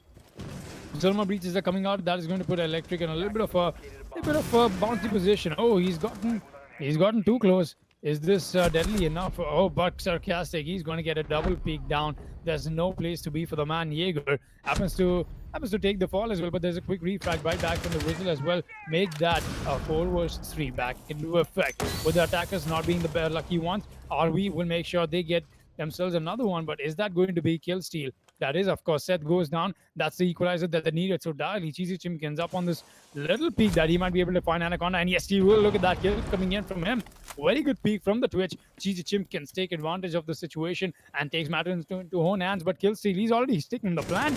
Does the defense know this? Adiad gets a freebie out of that. Surreal goes down, but only before he went down himself. Ali G will be getting one more, and this is in fact a 1v1 essentially, people. Cheesy Chimkins has got to play this right. He's got to play this properly. 1v1, 30 seconds, more than enough time for Ali G to come in with the clutch that he so badly needs right now for his team to stay alive in this match. Will he be able to get that? Cheesy Chinken is playing on time. C4 comes out from Ali, but that won't amount to anything. Ali does not know what the Twitch is playing. The last information that came out from his teammates was not enough. Twitch is back on the drone, but where is Ali G coming up? Oh, he almost happened to go for the peak. He'll still be able to re-engage on this fight, but now they know the positions. There's no time left. Ali's got to get the frag. The clock is ticking, Ali. It's ticked down to a point of no return. And Ali G, sadly, will not be able to do anything for his team. That is it. That is it, people. Through Syndicate, walk away with not just this round, they walk away with this match. That's right. Red Vipers will get shut down on this day of Division 3, 7-2. And what a showdown of performance from Through Syndicate. I think all in all, this match can be classified as one of the beatdown games, if you will. Even though on the other side of round 7 roll stop, it really wasn't one-sided, if you will. It definitely could have gone either way on those last 2 rounds right there. And unfortunately, just it wasn't there from Red Vipers. All right, let's not mince our words. Just like the first game, that we had between Ground 9 and Spectre, just like how Ground 9 really didn't show up for their game today. Similarly, Red Vipers didn't show up for their match tonight either. It could have been just a lot better for them. There were so many mistakes, so many issues in their attack strategies, in their pushes, and so many other things just in general, man. There was just, they weren't feeling it. And neither were we feeling it here sitting at the caster seat. I got to do something about this hair. Do excuse me there. But regardless, ladies and gentlemen, we'll be going into Reel of the Moment to talk about those issues and the best parts and the not so good parts of those attacker and defender strategies, just in general, that we have from today's game. And it really kind of started showing from the very beginning, right? You had Throw Syndicate taking that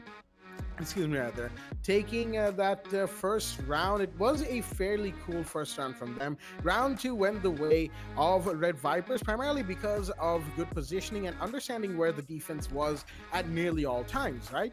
But then round 3, they decided to try to throw like a curveball the way of Throw Syndicate, right? A rush from the pantry stairs area did not work out in the slightest. Buck Sarcastic, probably the easiest triple kill of his Division 3 stint right there, because he didn't have to work too hard for it. The Jackal wasn't even looking in that direction.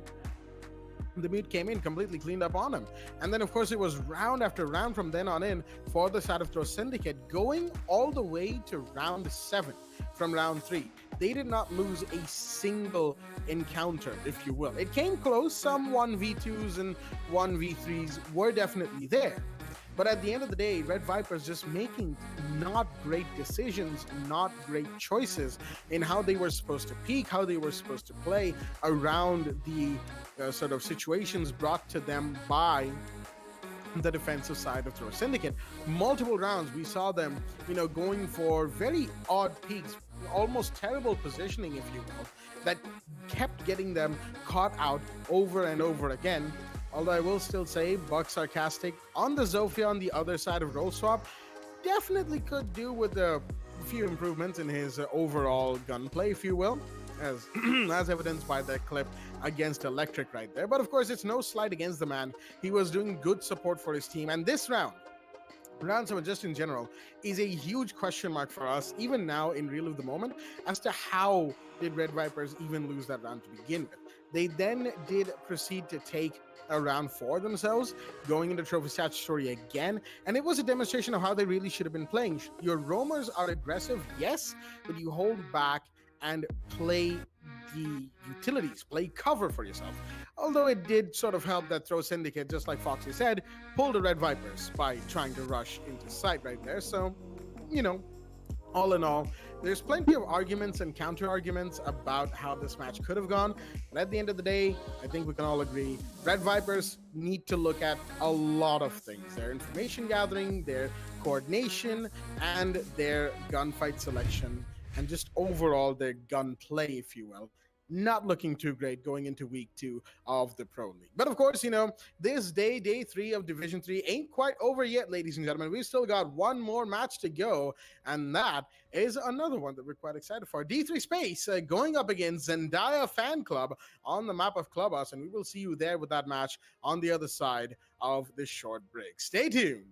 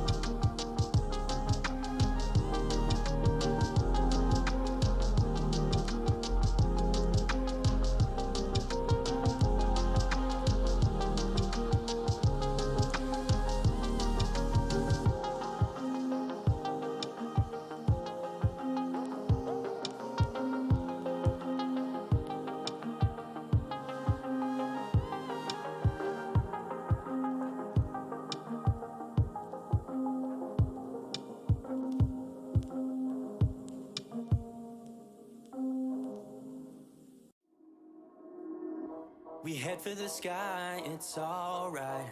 Our wings wouldn't fly, it's alright. If we are crashing down again, pieces of love, it's alright. Scattered in mud, it's alright. You're giving me a lie again. And tell me what you want, this time I won't take it to the heart, 'cause I know we won't make it out. I've heard it all before. Yeah, tell me what you want, let me hear that I'm the only one. You know that we won't make it out. We've heard it all before. It's alright. It's alright. It's alright. It's alright. It's alright, so let's move on. It's alright, so let's move on. It's alright, so let's move on. It's alright, so let's move on. It's alright, so let's move on. It's alright, so let's move on. It's alright, so let's move on. It's alright, so let's move on. We head for the sky, it's alright. Our wings wouldn't fly, it's alright. If we are crashing down again, pieces of love, it's alright. Scattered in mud, it's alright. You're giving me a lie again. And tell me what you want, this time I won't take it to the heart, 'cause I know we won't make it out. I've heard it all before. Yeah, tell me what you want, let me hear that I'm the only one. You know that we won't make it out. We've heard it all before. It's alright. Hey. It's alright. Hey. It's alright. It's alright. It's alright, so let's move on. It's alright, so let's move on. It's alright, so let's move on. It's alright, so let's move on. It's alright, so let's move on. It's alright, so let's move on. It's alright, so let's move on. It's alright, so let's move on. Alright, so let's move on.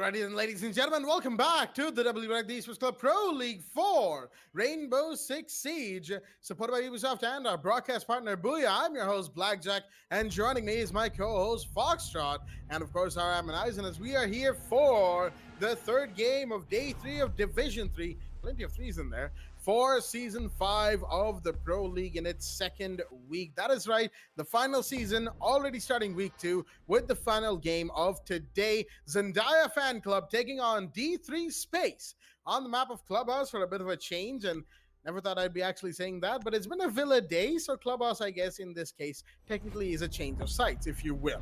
Let's head into the match right now in the ban phase on this map. ZSC on the attack, D3 on the defense, and the first ban of the night has already been decided, of course. That is the Hibana to start us off. Nice and quickly. Excuse me for the pause right there.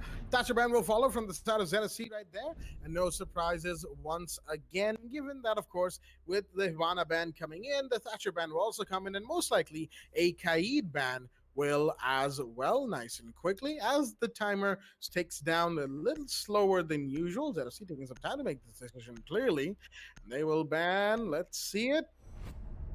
Right, there we go. Not sure what took so long to get that decision underway, but regardless, the Kite Band comes in, and that's our Clubhouse trio taken care of, although some would say Maverick forms a part of that Clubhouse trio.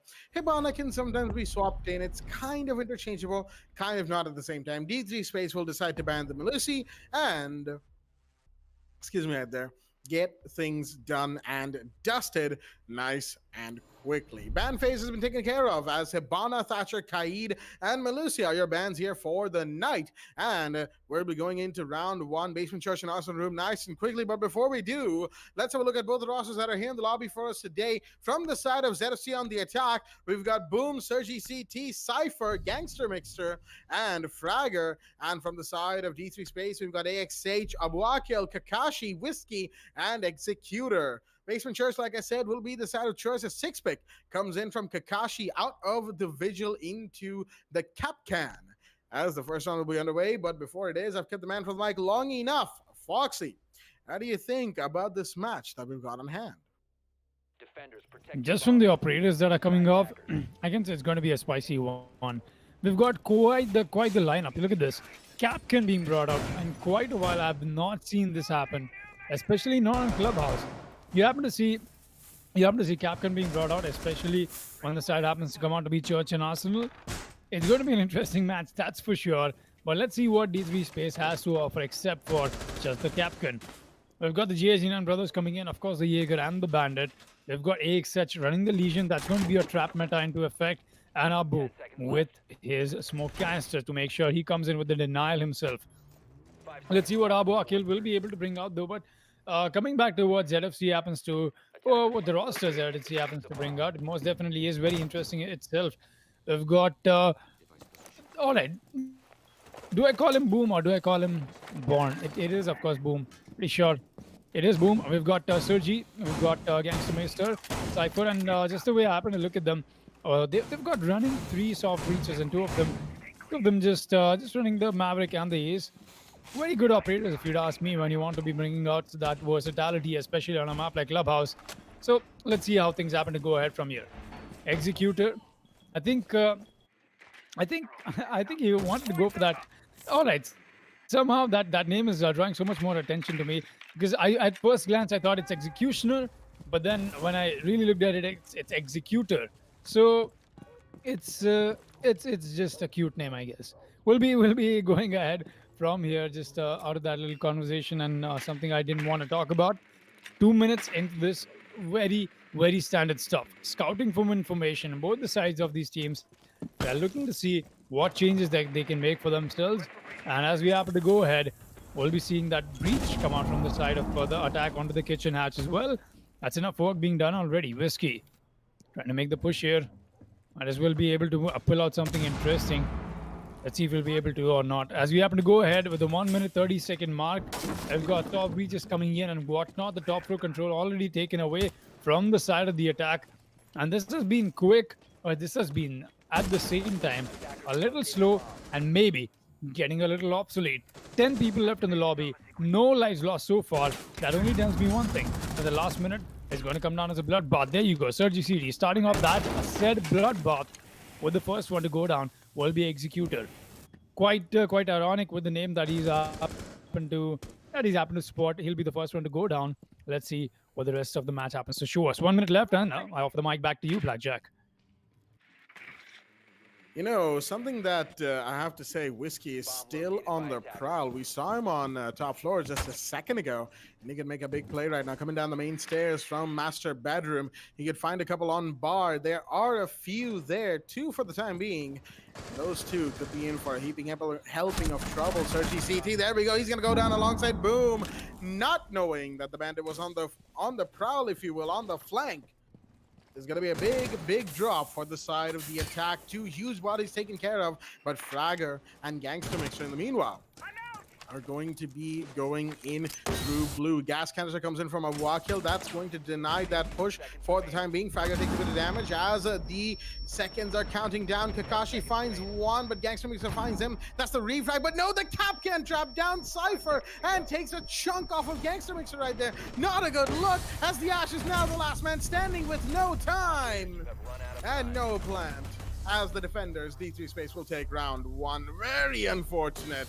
As the Sledge, I don't know who set off that Capcan trap right there, but whoever it was certainly will not be too happy about what we got to see right towards the end. That could not have been a worse situation to be in, especially with that trap still somehow being there. You know, the Gangster Mixer came in from blue, which explains how that trap didn't go off when he entered church. But the Sledge, yeah, Cypher wasn't having a good time over there, if you will. I think no one does when you get down by a Capcan trap like that. Yeah, I don't think anyone has a good time. It's like the Frostmat, right? When it's down to those last second situations where you have to rush into sight, you sort of gloss over the fact that these small things are still active, and that sort of can turn the round very quickly on its head. ZFC faced that first and foremost in the last round. They'll be looking to avoid that this time around as we move into round 2. D3 Space taking the first round. Good first round for them, albeit still a little bit on the messy side in terms of their, positioning and gunfights. It is only round 1, so we can give them the leeway for the time being. Round 2 is underway on second floor CCTV and Cash Room. A good Capcan round at least, coming back to the Arsenal and Church push. We did get to see at least 3 of those charges getting blown off from distance. Not 3, I think 2 of them. But hey, that is still a good. Still a good ratio. You happen to think about it, coming back to pro play. Yeah, it most definitely is Division 3 for sure. But yeah, it is still the best of the best that we're getting to see. We'll be seeing ourselves head into round 2 as we happen to go ahead. From the other side is going to be CCTV and a Cash Room, of course. One of the most reliable sites, or rather not the most reliable ones, if you ask me. For me, somehow, I happen to rely on Gym Bedroom and Church Arsenal a little bit more than CCTV itself. If it were up to me, I would rather go to both of those sites first for the rotation and then come back to CCTV.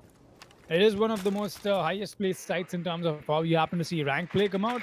Very convenient just for going there, but somehow the variables that do not add up to me do happen to make me believe that the rest of the sites, with the current meta, of course, current meta being the keyword, do happen to offer that little versatility to us always in the game. Right now, Executor trying to be a little bouncy, a little shaky as well. He's just trying to get a little aggressive with the kills that he's trying to secure. He's not had the best of days.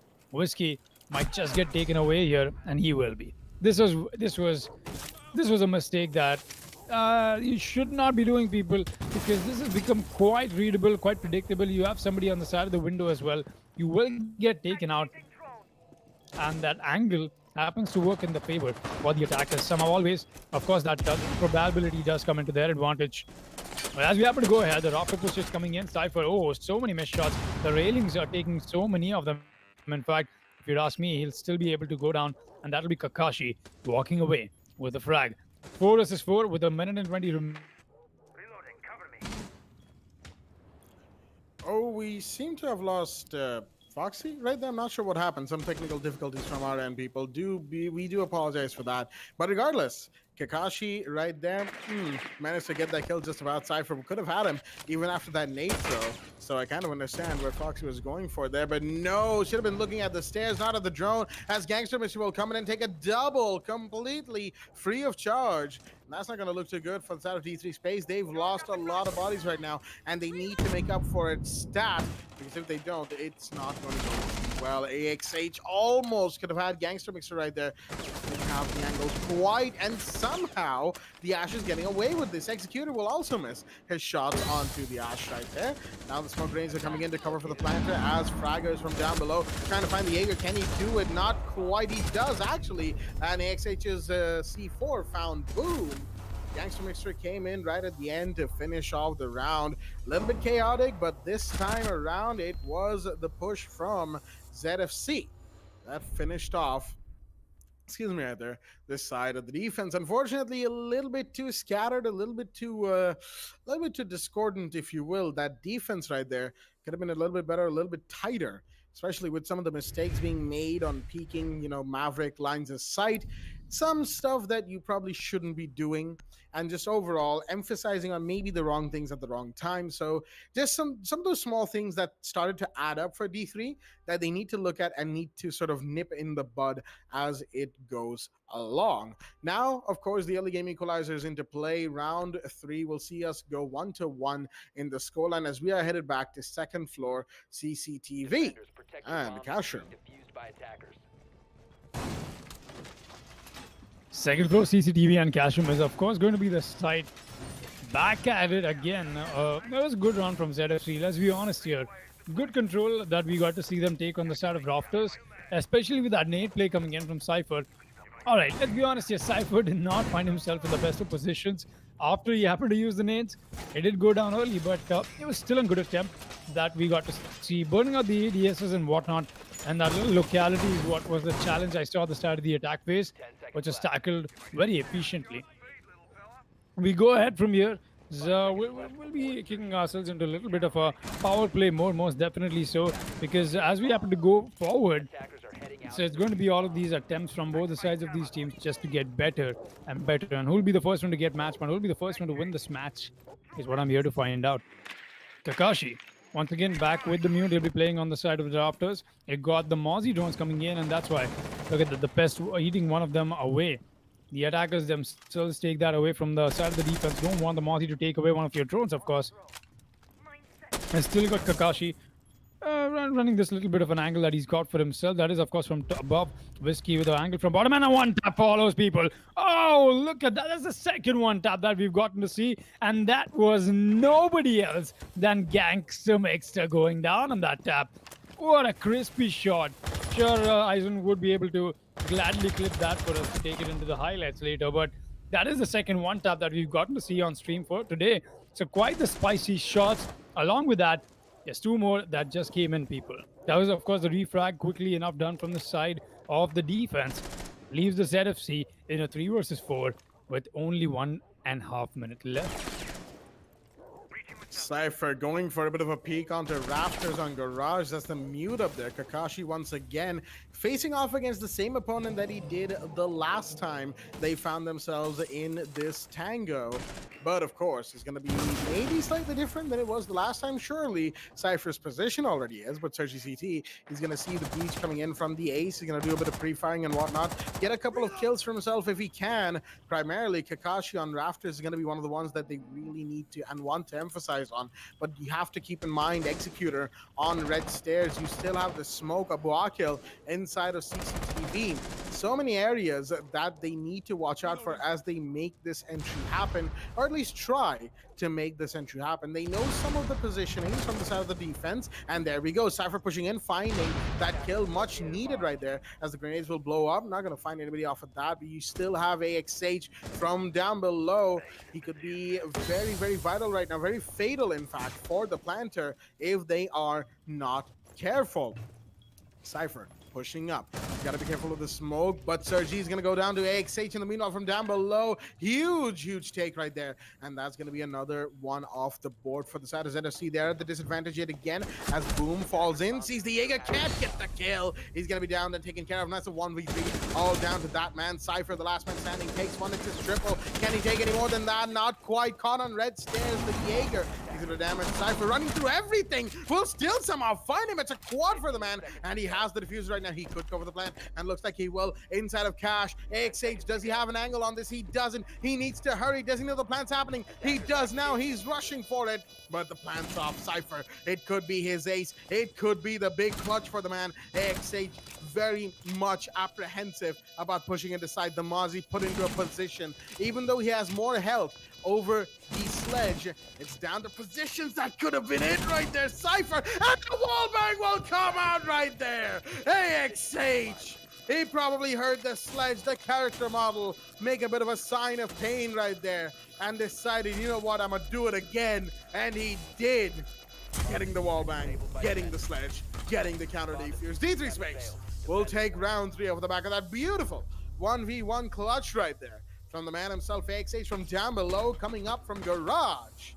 As that will give them round 3, put them back in the lead for the match, if you will. Winning second for CCTV, and Cashroom now going on back to Basement Church. The site has been re-unlocked for them, if you will. They'll be re-emphasizing on that site one more time. Round 4 is underway. Not taking the credits away from Cypher, though. That was one hell of an attempt that we got to see from the sledge onto that ace clutch that we almost got to see. Of course, not the ace clutch in its truest senses, but that must have been amazing to witness. Cypher somehow came around with that. I'm not sure what went on with the Jaeger over there. He was just running around running around both the sides, came around to stab the Jaeger in the back while he was so busy trying to see where Cypher had gone to.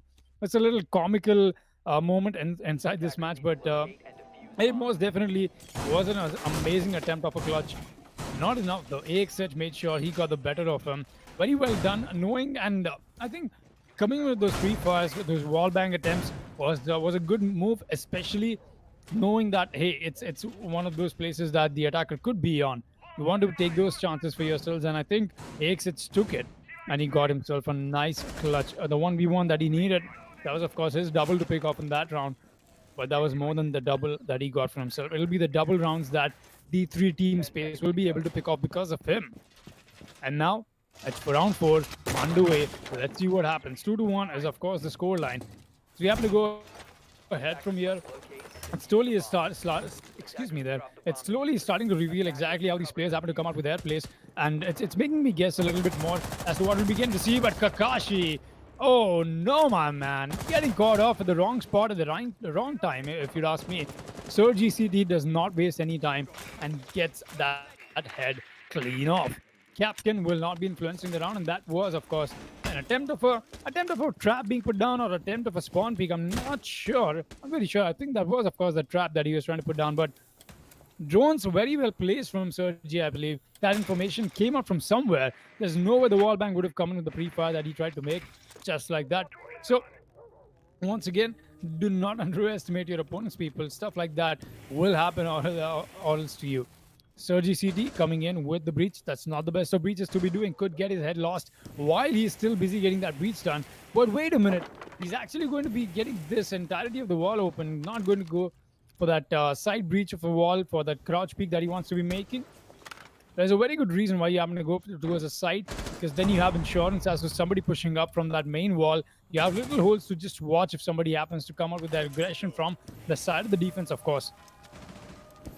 Stuff like this is, it's not the best of things to be doing. I'm not sure why Sergi CT decided to go for this breach, but I wouldn't blame him, man. That's okay. He's still got a nice insertion point for himself, or has he not? Is that breach not allowing him to enter inside? Because he's taking care of the Capcan traps. We'll be seeing the rest of the attackers make their way onto kitchen. They're getting everything open, or maybe not. Cypher will go down, and that was your Ash, people, not surviving, not for a whole lot more time anymore, at least. 1-2 is the score line. We're heading towards the 1 minute mark, and it's a 4 versus 4. Anything could happen at this point. That C4 certainly took the wind out of Cypher's sails right there. Let's be real here. Whiskey doing some good work with that as Sergi CT is trying to push down the main stairs. Whiskey's taking some damage from that. Oh boy. Neither was Sergi aware that Whiskey was in that area, and neither was Whiskey aware the push was coming down from main stairs. Unfortunately, neither could get the other, and that has led to this little awkward situation that they found themselves in. Of course, both will walk away from that safely, but Boom's going to take a ton of damage, probably from another C4, potentially speaking, or an impact grenade, excuse me, going towards his direction. Whiskey, gotta be careful. In his position inside the church, he's holding down the moto entry nice and well. Of course, he's got Executor for cover from the blue wall. The punch holes and whatnot are there, but 15 seconds remains. NFC, they need to get in there quickly because it's not going to look too good for them if they don't. They need to get the plant off. They need to get this started. And Gangster Meister going to find one. Wackle goes down. X8 goes down as well. It's a double. Now a double for Gangster. And now Boom's going for the plant. Where's the last man standing? Executor's inside of blue. Will he get one? Yes, he does. But it's a post plant for the man. Pistol comes out, but he's seen. And Boom will finish him off. Executor will be taken off the board. And that's another round going the way of Zendaya Fan Club. Their push on the Basement Church, pretty good, I'd say, all things considered. A little late. Definitely cutting it very close on the timer right there. But all in all, it was a good attempt from them. D3 Space, unfortunately, couldn't quite, weather the storm. That was the final round push from the side of ZFC. They find themselves equalized onto once again as we head to Basement Church and Arsenal Room for another round. Round 5 on the board. Round 5, Evelyn 5 being underway. We've got ourselves a very equalized scoreline. This is something we do get to see happen to be the trend into the beginning of the matches. And that's what we're getting to see once again. Round 5 is here, people. Kakashi back on the cap can hopefully does not get a little too overexcited this time around. We did get him to see come out with that absolutely ridiculous white peak in the beginning. Something that will be expected by the attackers. I get it, you want to go for a spawn peak. It's completely different from what I think Kakashi was trying to pull off over there. Going ahead from here, Abu Akil back on the Moz. You will be seeing him use this operator a little bit more. And I think that is what slowly I see D3 Space trying to incline upon is more information. AXH is on the Valkyrie as well. So with the Mozzie and the Valkyrie coming in and that addition that Capcan will be throwing in of just that uncertainty, that unpredictability, I think it will turn out to be quite interesting of a defensive round this time around. At least, hopefully so. Let's see if D3 Team Space is able to pick that pace up for them or not. Cypher coming up with the Ash plays once again. Cypher has not had the best of days today, let's be honest here. It's been a little bit of a 2-4 he's been doing quite a bit. Let's see if he's got more time to perform. Of course, this is only 4 rounds into the match. Who knows, this match might even take us to overtime. So who knows, we might get to see Cypher come out with his better of plays as we happen to go further from here. Explosions going off in the distance. I'm not sure from where and from what though. We'll be seeing. I think we'll be leaving that to the defenders as of now. Whiskey and Abu Akil, both of them very heavily on the roam. And quite the extensive roam, if you ask me, especially for a site like Arsenal and Church Room. I wouldn't say this is not the best of things to do. Of course, D3 is thinking this through, but looks like the bandit has been spotted out, and ZFC might just be able to get a freebie right now. Kakashi, he's gotten Sergi CT. That's the one attacker off the board, and right now Gangster Meister might be closing in on the bandit slowly. But where's Whiskey gone? Wait a minute. The bandit, so sneaky, he's made his way back and not alive, people. He definitely made his way back, but in a body bag. He'll be left out right then and there on the main stairs. Nobody has to come and pick him up, of course, because he's out. 4 versus 4, back into effect with with not the best of insertion points created by the Maverick to make the push happen. And I think that is exactly why you do happen to come up with a little bit of cover with the holes made on that immediately construction facing wall. I guess that's what I want to call it. Just call it the first panel and the second one. And I'm not sure how I'm supposed to come in with the direction over here, but that's enough words. 1 minute left. 60 seconds is what separates us from this 4v4 from going down and giving us a final result. Let's see what happens.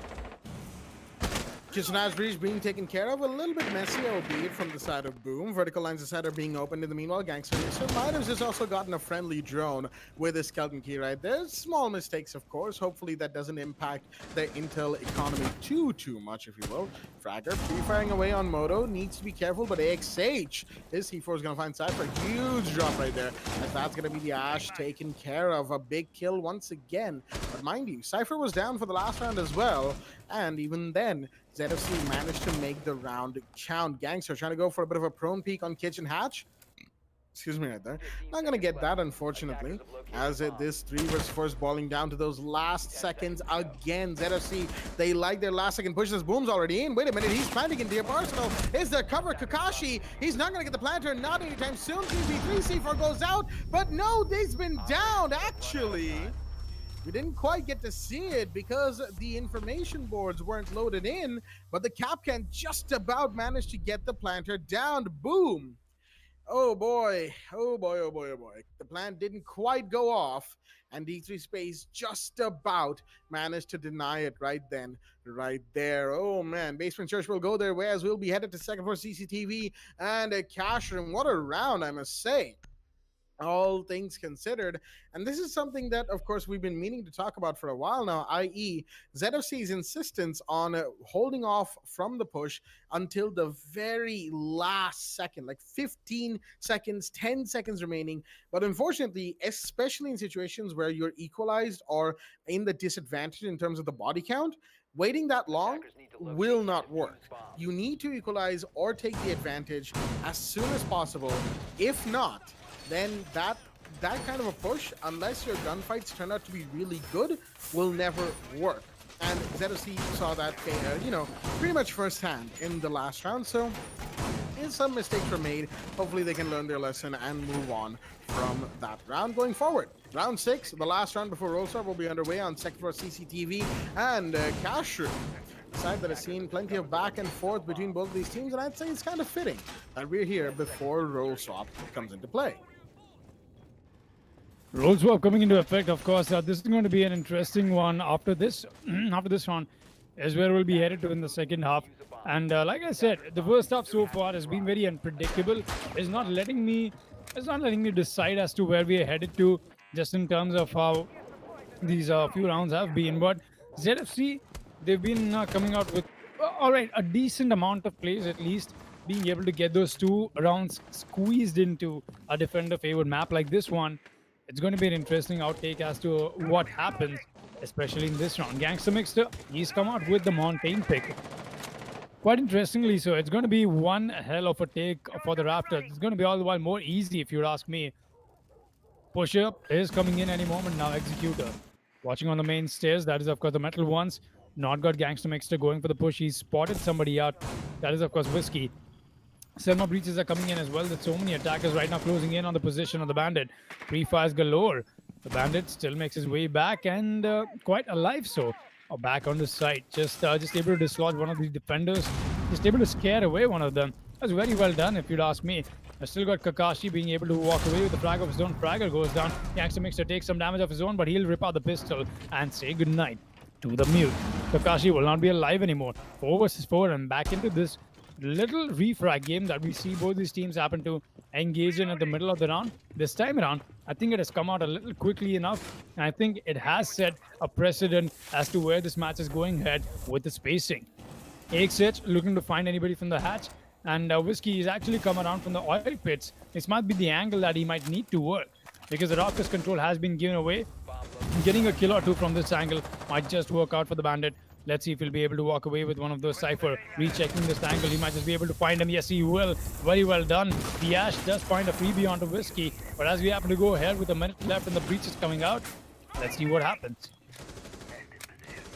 1 minute on the clock, and ZFC are definitely trying to make this push a lot sooner than they usually do. And it's sort of been working, if you will. They've taken 2 very important bodies, Kakashi and Whiskey, but AXH now on the prowl down below could make for a very interesting do excuse us, ladies and gentlemen. It's the feed once again. There we go. All right, it's back. Unfortunately, we seem to have missed a bit of action right there. As Whiskey has been taken care of, looks like X8 has been taken care of. The Legion on the prowl will no longer be in effect. The plans going off. X is going to get taken down by Sergi CT. But Abuakil is pushed out, shotgun in hand. Can he find the ace? Not quite. Missing a few shots right there, but no. That final push on towards that garage rotate might have been the unfortunate aspect of that. Boom, was the one to finalize that kill right there. As the round went the way of the attack, ZFC, like I said, doing things just a little bit earlier than they were so far in this game, will manage to turn things around and equalize going in to round 7 roll swap. Second floor CCT win cash will be the set of stress, but more importantly, it is 3-3 on the round count. That means it's effectively kind of a clean slate, if you will. Even with the back and forth between both teams, there was no real victor in the first half. You know, it's not a 4-2 or certainly not a 5-1. I mean, it's the farthest thing from that. But the point that I'm trying to make here is, going forward from here, either side will need 4 rounds, and it's effectively a bit of a restart, right? One's on defense, one's on attack. They have to take a round to sort of get used to, familiarize themselves with the other's playstyle, the planning, and whatnot. So it's kind of like a clean slate, but not at the same time. Some action has happened, so some familiarity will still be in play. And that's, I think, enough about me blabbering on about how round 7 roll swap works. We've talked about this before. Kind of didn't need to bring it up, but at the same time, kind of felt like I had. Round 7 will be underway, and I know, Foxy, you're kind of perplexed. Don't worry, I am too as to what my brain comes up with from time to time. It's weird, man. It's weird. No, it most definitely has been quite the match and a series of matches. If you haven't noticed, maybe Blackjack, I'm sure you have, but I've come out to have one of my rusty days. Just a little too tired of as to everything happening around me. And maybe my voice intensity already told you that in the beginning, but coming back to this series of matches that I've gotten to see today, including the first 2 and this one that is, of course, in hand, it has come down to question so many things that I've seen today. I've come out to see so many things that I usually don't get to see in the Pro League, and one of them being missed shots. Too many of them. Just too many missed shots that I'm getting to see today. It's just not the regular Siege I get to see when it comes back, even in Division 3. Yeah, I know. All right. It took me a while to understand what just happened, and when I did, all I could do is giggle it out. I'm so sorry, but that was not the best of positions to play on for the Legion, and Gangsta Mixter will be going down. The Mira, not the best of placements as well. You've got him. You've got the Mira window placed over there, and the Maverick just getting off and walking away with a free frag will be the defense's loss, at least in terms of the man count. We happen to go ahead from here. Let's see what more will come out from. And like I said, Blackjack, I think that was just another evidence of what I was trying to say, that today has been quite the show of a different and new stuff that I usually get to see coming back to stuff like this. But hey, hopefully I had a little bit more energy for today, just as to the comical things that we are getting to see to happen today. Cypher comes up with the Kobe and it connects. Executor will not be alive anymore. That'll be the kill for the man to take. C4 comes around that little wall that you do happen to underestimate so many times. People do say walls have ears, but right now they have explosives as well. 1 minute left. So we happen to go ahead from here. Whiskey still looking at that angle that he's got for himself with the rafters, of course. Got to be careful with that. The Mira window broken and up to no use, of course, will come in with that quick peek that he wants to be making. But so much happening right now, and you know what's really got me concerned? I don't see D3 Team Space making a collective decision here about their pushes. Too many smokes on site. This is going to come down to, could we jump into an aerial view maybe? Because this is looking like such a scramble just as to what is happening. Kakashi gets a first frag. That'll be on the Cypher. There's a 3 versus 4 converted back into effect for the advantage being on the side of the attackers. D3 Team Space still looking to make this push happen. Look at this. Look at the positionings coming in. There's a completely different fight going on the other side of the map here. Push-up is in. Kakashi's on the side. He walks in just like that. Fragger, good night. Whiskey is here as well. Sergi CT goes down. It's all under boom. But where's the Mira on the main set? He's going to get one down. Does he find one more? He won't be able to. AXH is here, people. D3 Team Space win on round 7 with a role swap on attack. Least of things I expected to happen, especially with Clubhouse being such a defender favored map. So many things were just allowed to happen. So many things were just so wrong, but at the same time, so many things were very right from the side of D3 Team Sky as well. They'll be the ones to take the advantage at least in this one and just come out as a better team in that round as specific. We'll be headed to round 8. Let's see what happens. I have to say, spearheading the push with the Maverick falling into sight as quickly as he did definitely caught the smoke in a bit of an unexpected way, if you will.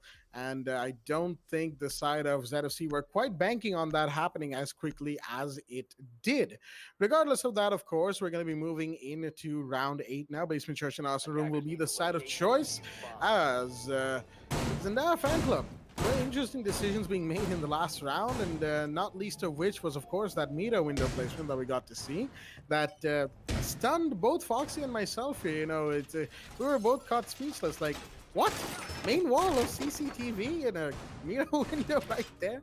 It kind of, okay, that's still fine if you want information, right? Who's out there, who's going for the breach and whatnot. Maverick, Thermite, Hibana's banned. But still, the point notwithstanding. Why was Gangster Mixer kind of just there? He was just there on the window thinking maybe I can get a few, maybe I can get a kill or two. But when it comes to those kinds of Maverick breaches, yeah, sitting right next to that meter window, definitely not the best play, if you will, from the Legion right there. But it looks like, they're well past that, rolling with the flows. Going into the 8th round, we've got a Mozzie once again back in play. Gangster Mixer going for that Australian operator, bringing in the pests for some information gathering and information denial from the side of the attack. D3 Space, of course, will be looking into that as they can. But Gangster himself on a blue stairs right now. Interesting position to be holding for the man himself. He's got Sergi CT right behind the blue, big unit of blue, that is. Just making those punch hole angles in towards the moto of sight, making sure that no angles are left unpeaked for this round. Of course, you need to. Getting those setups done will take a little bit of time, and ZFC has that time, seeing as D3 Space hasn't already attempted to go into sight. No rushes from them, not just yet. D3 Space are not that kind of team to rush like the way we saw in the previous round from previous match from both Pro Syndicate and Red Vipers. Interesting placement of the Selma Breach right there. Tried to get the strip of the Selma onto the hatch by placing it on the soft floor. I don't think it works that way, and well, that's just another missed throw, if you will. Impact, of course, came out as AXH will try again, and it's gonna be denied again. Really unfortunate for the man, because now that hatch will not be openable, especially given the fact that the Maverick seems to have taken a ton of damage elsewhere. Could have been on that there could have been on that side opening attempt on the construction, but no, Executor's already on main hallway. Hello, he's going into towards side nice and quickly rushing in there as he does. He's got to try and not shoot his teammates. That is Whiskey on the other side towards blue. Gangster's probably heard this. He will get the down and the kill confirmation, but Whiskey took down Cypher in the meanwhile. That's a little unfortunate. Zofia taking down the Valkyrie as the grenades come in, but Kakashi will be denied via ADS. Fragger has to be careful because another one will be coming in his direction, and it will do so much damage, but the shotgun comes out, and of course they know that.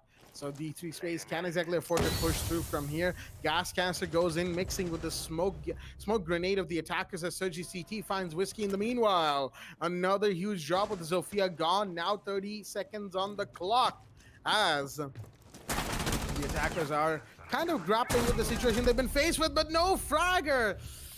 He ADS'd at arguably the worst time right there. Unfortunately, the shotgun spread not helping him as he will go down. Gangster Mixer in the meanwhile. C4 goes out. Will it find one? Yes, it does. It's his double, but the C4 kill onto a Buak kill will be confirmed. In the meanwhile, AXA's got to be careful of Jaeger, and he will be somehow not taken down, but Gangster Mixer finds the Maverick. In the meanwhile, Kakashi off the board. It's all down to AXH inside of dirt. The last man standing. Position known. He has to push in, and he will try to, only to be denied by Sergi CT. ZFC will take round 8. The defenders winning a round on the other side of round 7 roll swap, ladies and gents. And that is once again going to put us into an equalized round count situation. That is right. It is 4-4 going into round 9. And just to let all of our viewers know how different this match is from the last one, round 9 was already, I believe, yeah, round 9 was a round where Throw Syndicate finished off the game 7-2 against Red Vipers. And here on round 9, we're not even close to match point. Both teams are 2 rounds away, and they need to win 2 rounds, that is, to get to match point. So, given the way this back and forth has proceeded, it could be 5-5, then 6-6. Overtime could be a very real possibility tonight, ladies and gents. And like we all know, we're not ones to discount that opportunity. I'm certainly excited, and I'm sure Foxy is ready to rumble as well. Let's see what happens, of course. And like I said, this match does happen to offer a very good opportunity of taking us to overtime, because it has been it. And can I just be bluntly honest here? The fact that both these teams have had their shining moments is correct. All right, they did have them. At the same time, they've had their own dull moments that has brought up this equalizer. Maybe if things went a little the other way, and just in the way we saw these rounds pan out so far, maybe if they took a different turn, just a small one, we might be seeing ourselves into a completely different scoreline. Because somehow it's not coming down to who's able to play better; it's coming down to who's playing a little less better than the other one in that specific round. That has been the to and fro, I think. The last round, that was beautifully well played by Gangster Mixter. We saw him shut down the early aggression from the Ash, then take the double kill towards the end. Happens to move back to the side of the kitchen as well. So that kind of play, I did not get to see stuff like that being exhibited from Gangster Mixter before it. Where was that Gangster Mixter? So coming into this match and back into this little to and fro that we are finding ourselves in, it's so many questions that I'm still not able to bank upon. That hey, if this is all what you could play like, why did you not play like this before? And questions like that. Prone Peak coming in will get spotted by the Zofia Whiskey, giving away his position and that pre-fire. It's not the best of things to be doing. Could have just waited for the Legion to come into his crosshairs. Waited for just a second, but at the same time, that would have been all the while more fatal for him. Went for the right thing to do, the pre-fire. Fragger knows there's somebody right around this corner. Wait, the Ash has made her way inside construction already this quickly. Did not expect the Executor to do that. Where did he even come in from? How is he allowed to stay here? There's barricades everywhere. Was that from the solo wall that he happened to make his window, that he happened to make his way in from? Not sure. So it looks like he might have come in from the Starter Logistics office. Could have been a possibility as well. But that is very quick. We're still hitting the 1 minute 20-second mark and going ahead from here. No lives lost. That's about to change. That is most certainly about to change, ladies and gentlemen, and the Cypher might be the one to do it. No, not quite. Gangster Mixer seeing those breaches being made on garage wall. Goes into first floor garage as Kakashi's grenade will go in. Not quite. He's got to send the second one in nice and quickly. Go, that goes in. Not going to find any body, excuse me, but Gangster's going to find one. That's Whiskey off the board. The Zofia gone. Looks like a bit of a peek out of garage. Helped him get that kill. Cypher in the meanwhile is going to find Kakashi. Huge drop right now. C4 goes out. Will that connect? No, it won't. No damage done to any attackers, but the damage has been done, excuse me, which was, of course, the drop onto Kakashi. 5v3 with the ZFC very much holding the reins of the round. Cypher's going to find one more. Executor goes down, and a block kill. Still unaware of his positioning right now. Gangster does a bit of damage to the other one, but no. Well, he gets taken down, and then there's a refrag quickly. That was a trade, actually, between him and AXH. So, nice and quickly taken care of. That is the ace on the board of Buato. Now the last man standing sees one run out. That was Fragger. But, of course, there's only so much he can do. Cypher will come in, finish off the round for the side of Zendaya Fan Club. And, ladies and gentlemen, for the first time in this entire match, ZFC have not only equalized, they have pushed out into the lead 5-4 in their favor, and it's been a long time coming, if you will. 2 back-to-back defensive rounds, definitely as good a time as any to make their lead for this match, for this round set, as Gym Bedroom will be the side of choice with the Mira in play from the side of Zendaya Fan Club.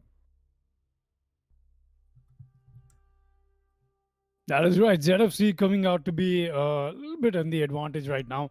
They might as well be the ones who will be able to take away this match into their driver's seat. Of course, 5-4 is, I wouldn't say it's a whole lot of advantage that they've secured for themselves, because we've been getting to see the to and fro happen quite a bit between both of these teams for quite a while now. So coming back into this match, and the prep phase is underway already. The Mira play that is coming out from the side of ZFC has been unsettling me a little bit, if you'd ask me, because the Mira positions are something I've not seen in quite a while. But hey, then again, they most definitely have a play style they want to be going with. And why wouldn't you want to roll with it? It's working out for them. It definitely did the last round in specific, if you'd ask me. So let's see what happens as we happen to go ahead from here. 5-4 is indeed the scoreline. Prep phase very well done. We've got Valkyrie coming in with the emphasis on the information that they need. That will be manned by Cypher, of course. And yeah, that's pretty much it. What are we getting to see from the side of ZFC? A quick check has happened to put upon it. We've got the SAS brothers playing as well. So both of them will come out to expel their own duties into this match with the extensive roam coming into effect. The mute jammers will be such a huge card for the side of ZFC just to use against the side of D3 space. Making their way in onto the attack, Strip Club already completely taken down for the search as we happen to see somebody else making their way on the top of rafters. This will come down to a rotation or maybe not. All right, there's reinforcement coming in here. That means Gangster Mixter will be left alone for the rotation back through the blue stairs in case he wants to go back. That is, of course, the case. Or else he's just a sitting duck in that location unless he does not pick up a few kills. I'll come down to that little change up that we'll have to bring in. Let's see if he can or not. Mute still looking to find a frag out. What? How was Whiskey just... were there no drones coming in? Did they not know there's somebody playing on that side? That was such a huge misplay from the side of the attack. And hey, that's a very important kill for Gangster Mixer to walk away with. And exactly at the moment when I said that, hey, he might not be able to walk away with a kill or two, it's just a very bad position to be on. Not when your attackers don't come out with drones. Maybe the mute jammers came into play effect that they could just not go past that piece of information. Perfectly using that to his advantage, Gangster Mixter walks away with the first frag. We'll be seeing a 5 versus 4 setup for ourselves. We happen to go ahead into this 1 minute 20-second mark. We'll be seeing the defense take the positions as to how they want to be denying the plant and just denying the side of the attackers into gaining that headway on the side.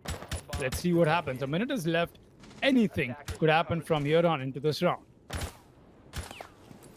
There's definitely quite the emphasis coming in from the side of D3 Space to try and get in through that jacuzzi breach that they made with a very interesting breach attempt from the Maverick. I think they had to bring in the ace regardless, as a Wakil has used up one of the Selmas right here on this wall, but it's giving him quite the angle on the main stairs, which matters right now. But Gangster Mixer finding Kakashi is going to make things a whole lot harder because that was right next to a Wakil. Oh boy. That's the peak from Dirt Construction all the way to this jacuzzi wall. The Maverick's gone, ladies and gents. And that's going to make things once again a whole lot harder. 5v3 in 30 seconds. D3 Space has quite the task ahead of them as they really want to go through jacuzzi. But again, is this advisable? Spawn grenade goes out, but that's only going to prompt Fragger to try and throw out one of his gas grenades. C4 goes out, and that's a double for Gangster with a C4. It's his quad. And now the Twitch is the last person standing outside of CCTV. Spotted, but gets a kill. 1v4 now.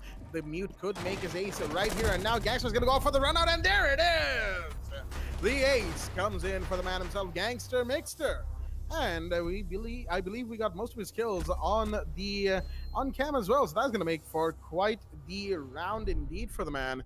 The ace starting off with a interesting play, if you will, from Whiskey the Sledge all the way out on garage rafters, and then the rest of the kills just sort of fell in line. The Maverick from Dirt Construction, the double C4 from the main stairs, and of course the run out to secure the Twitch to finish off this round. And this has certainly been quite the turnaround for ZFC. 3 back-to-back defensive rounds has put them into match point. 6-4 on the scoreline in their favor. D3 Space now looking quite shaky as the match that has gone on for this long might just be taking its toll on their endurance overall, if you will.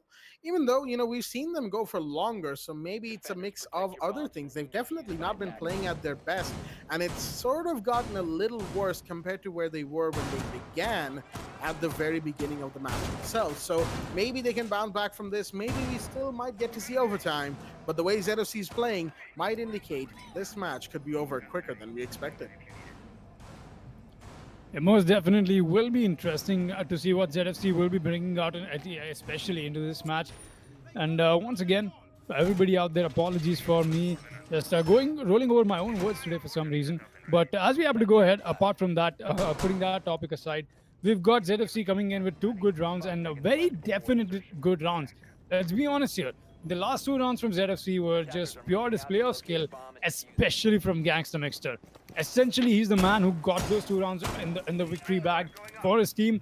I'm not even mincing my words here. That's exactly what happened.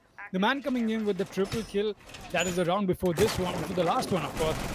That was very important for him, but he might just lose his life. No, he's gonna fall back. There we go. Cypher comes out to help him. Just that little security detail for that man will be falling back very, very comfortably. So back on the side. I still got somebody else coming in close enough. He's spotted somebody's feet over there. And that is, of course, going to be, excuse me, footprints over there. That does sound a little awkward now that I think about it, that he spotted Gangsta Mixer's feet over there. But no, coming back, we've still got ourselves no early kills coming in. Of course, that aggression was just a teaser from the side of ZFC. They don't want to be overcommitting the stuff that they cannot deliver. And that's something I like about them. Going ahead from here, 2 minutes and counting down to it. We've got Gangsta Mixter coming in with a little bit of a pre-fire. I think what the side of the defense is just being able to do perfectly, that D3 space is not able to counter, is getting the kitchen control done. They're still going in with the old methods of the buck on the soft breach and whatnot. Why would you not bring out the sledge? He's got the nades as well, but hey, Valkyrie, good night to her, I guess. Not the best of plays, not the best of plays, let's be honest. She saw him on the drone and still lost that fight. So it's unfortunate. That happens, I guess. Gangsta Mixter will be able to get another kill. Meanwhile, he's popping off. Gangsta Mixter is really having the time of his life right now. It's coming out to be quite the gangster, if you'd ask me. Kakashi, I don't know what's causing so much damage to him. I've seen those 2 blocks of the bar go down in the last 3 seconds quite quickly enough, and that is, of course, none other than the smoke throwing in his toxic gas canisters.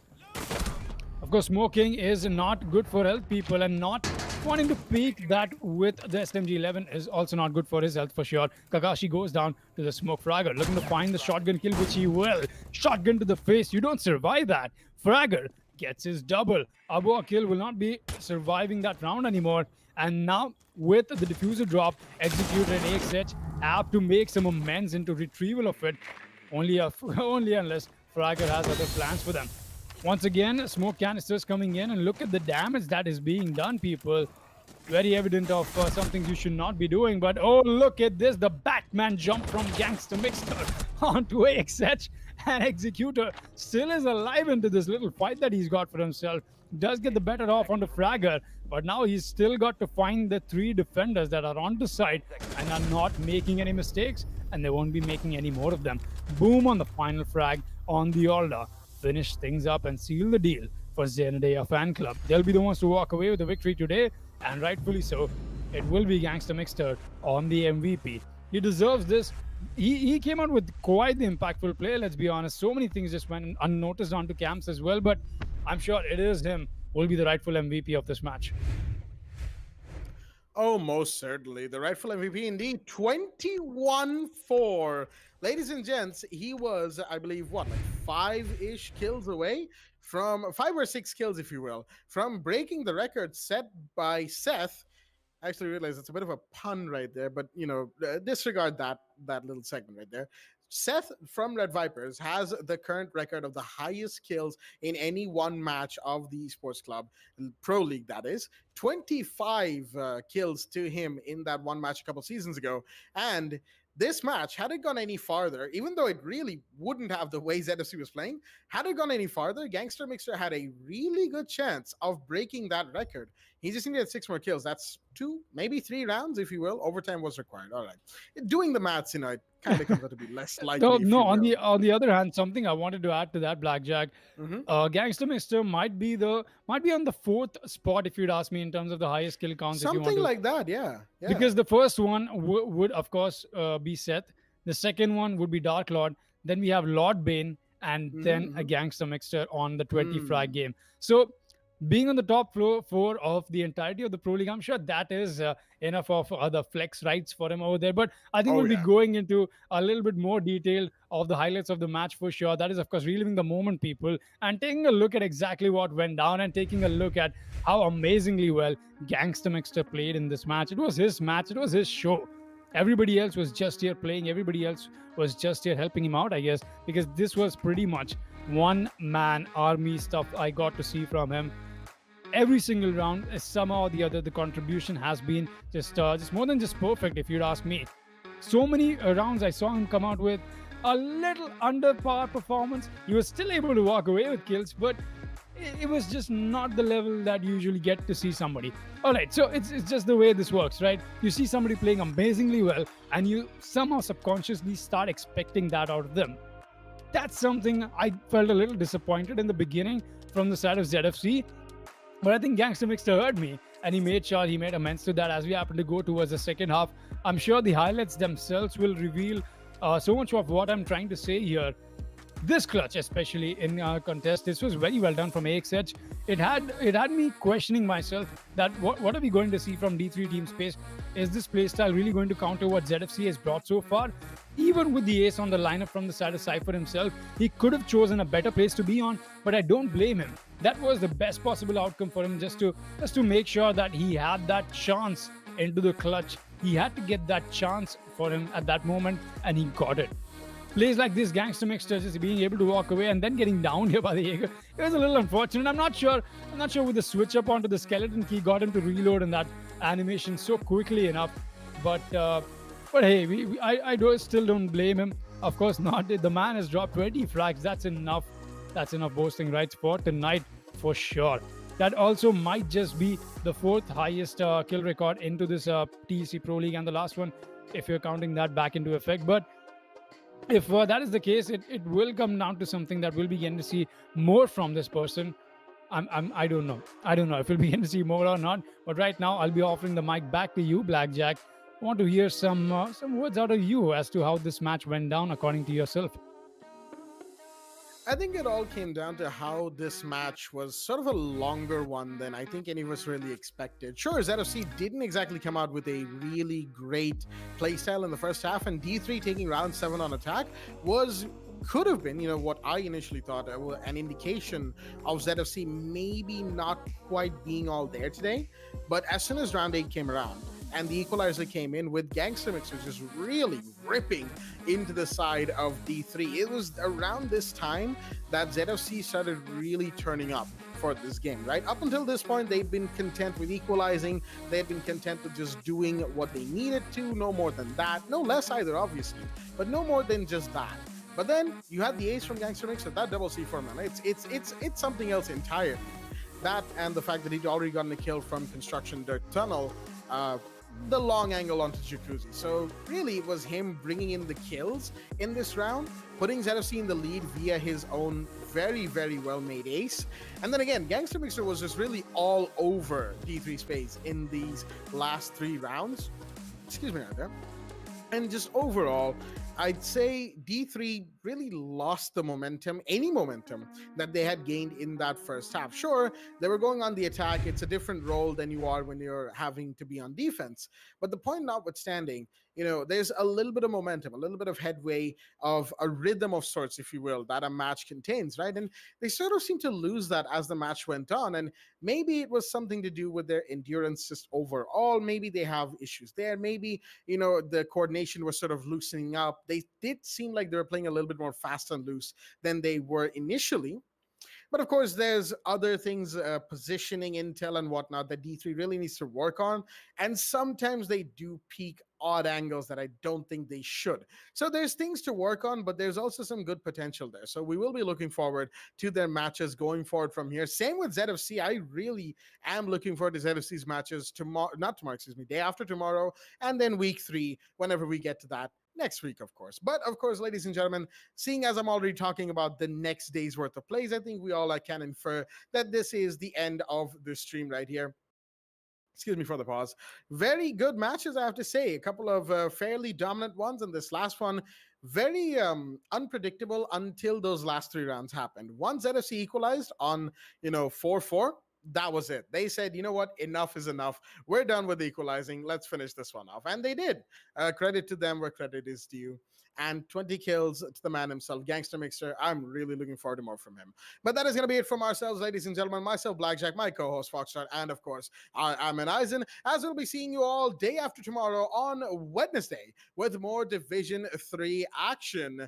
Up until then, stay tuned and good night.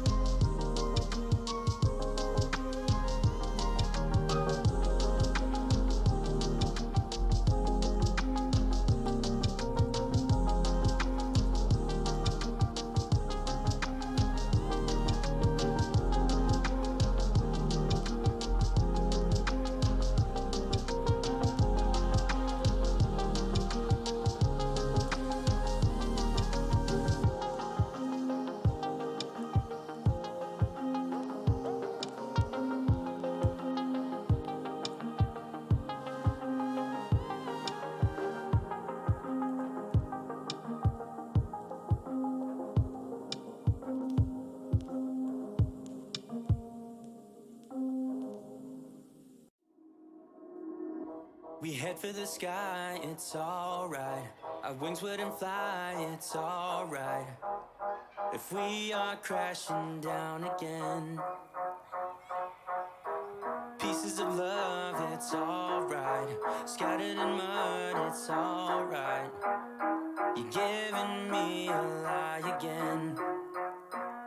And tell me what you want, this time I won't take it to the heart. Cause I know we won't make it out, I've heard it all before. Yeah, tell me what you want, let me hear that I'm the only one.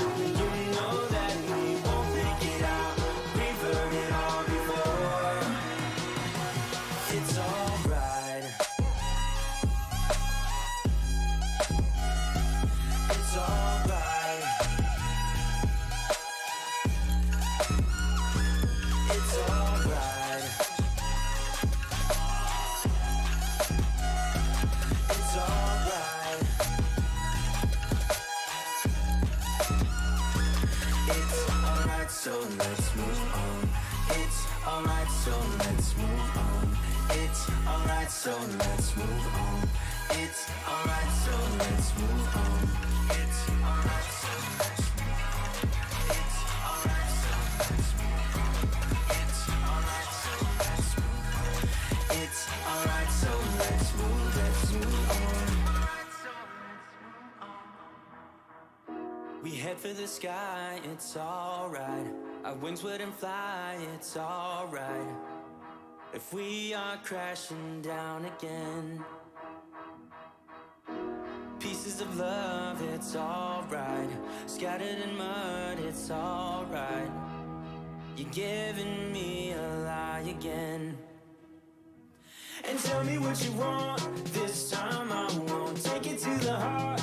Cause I know we won't make it out, I've heard it all before.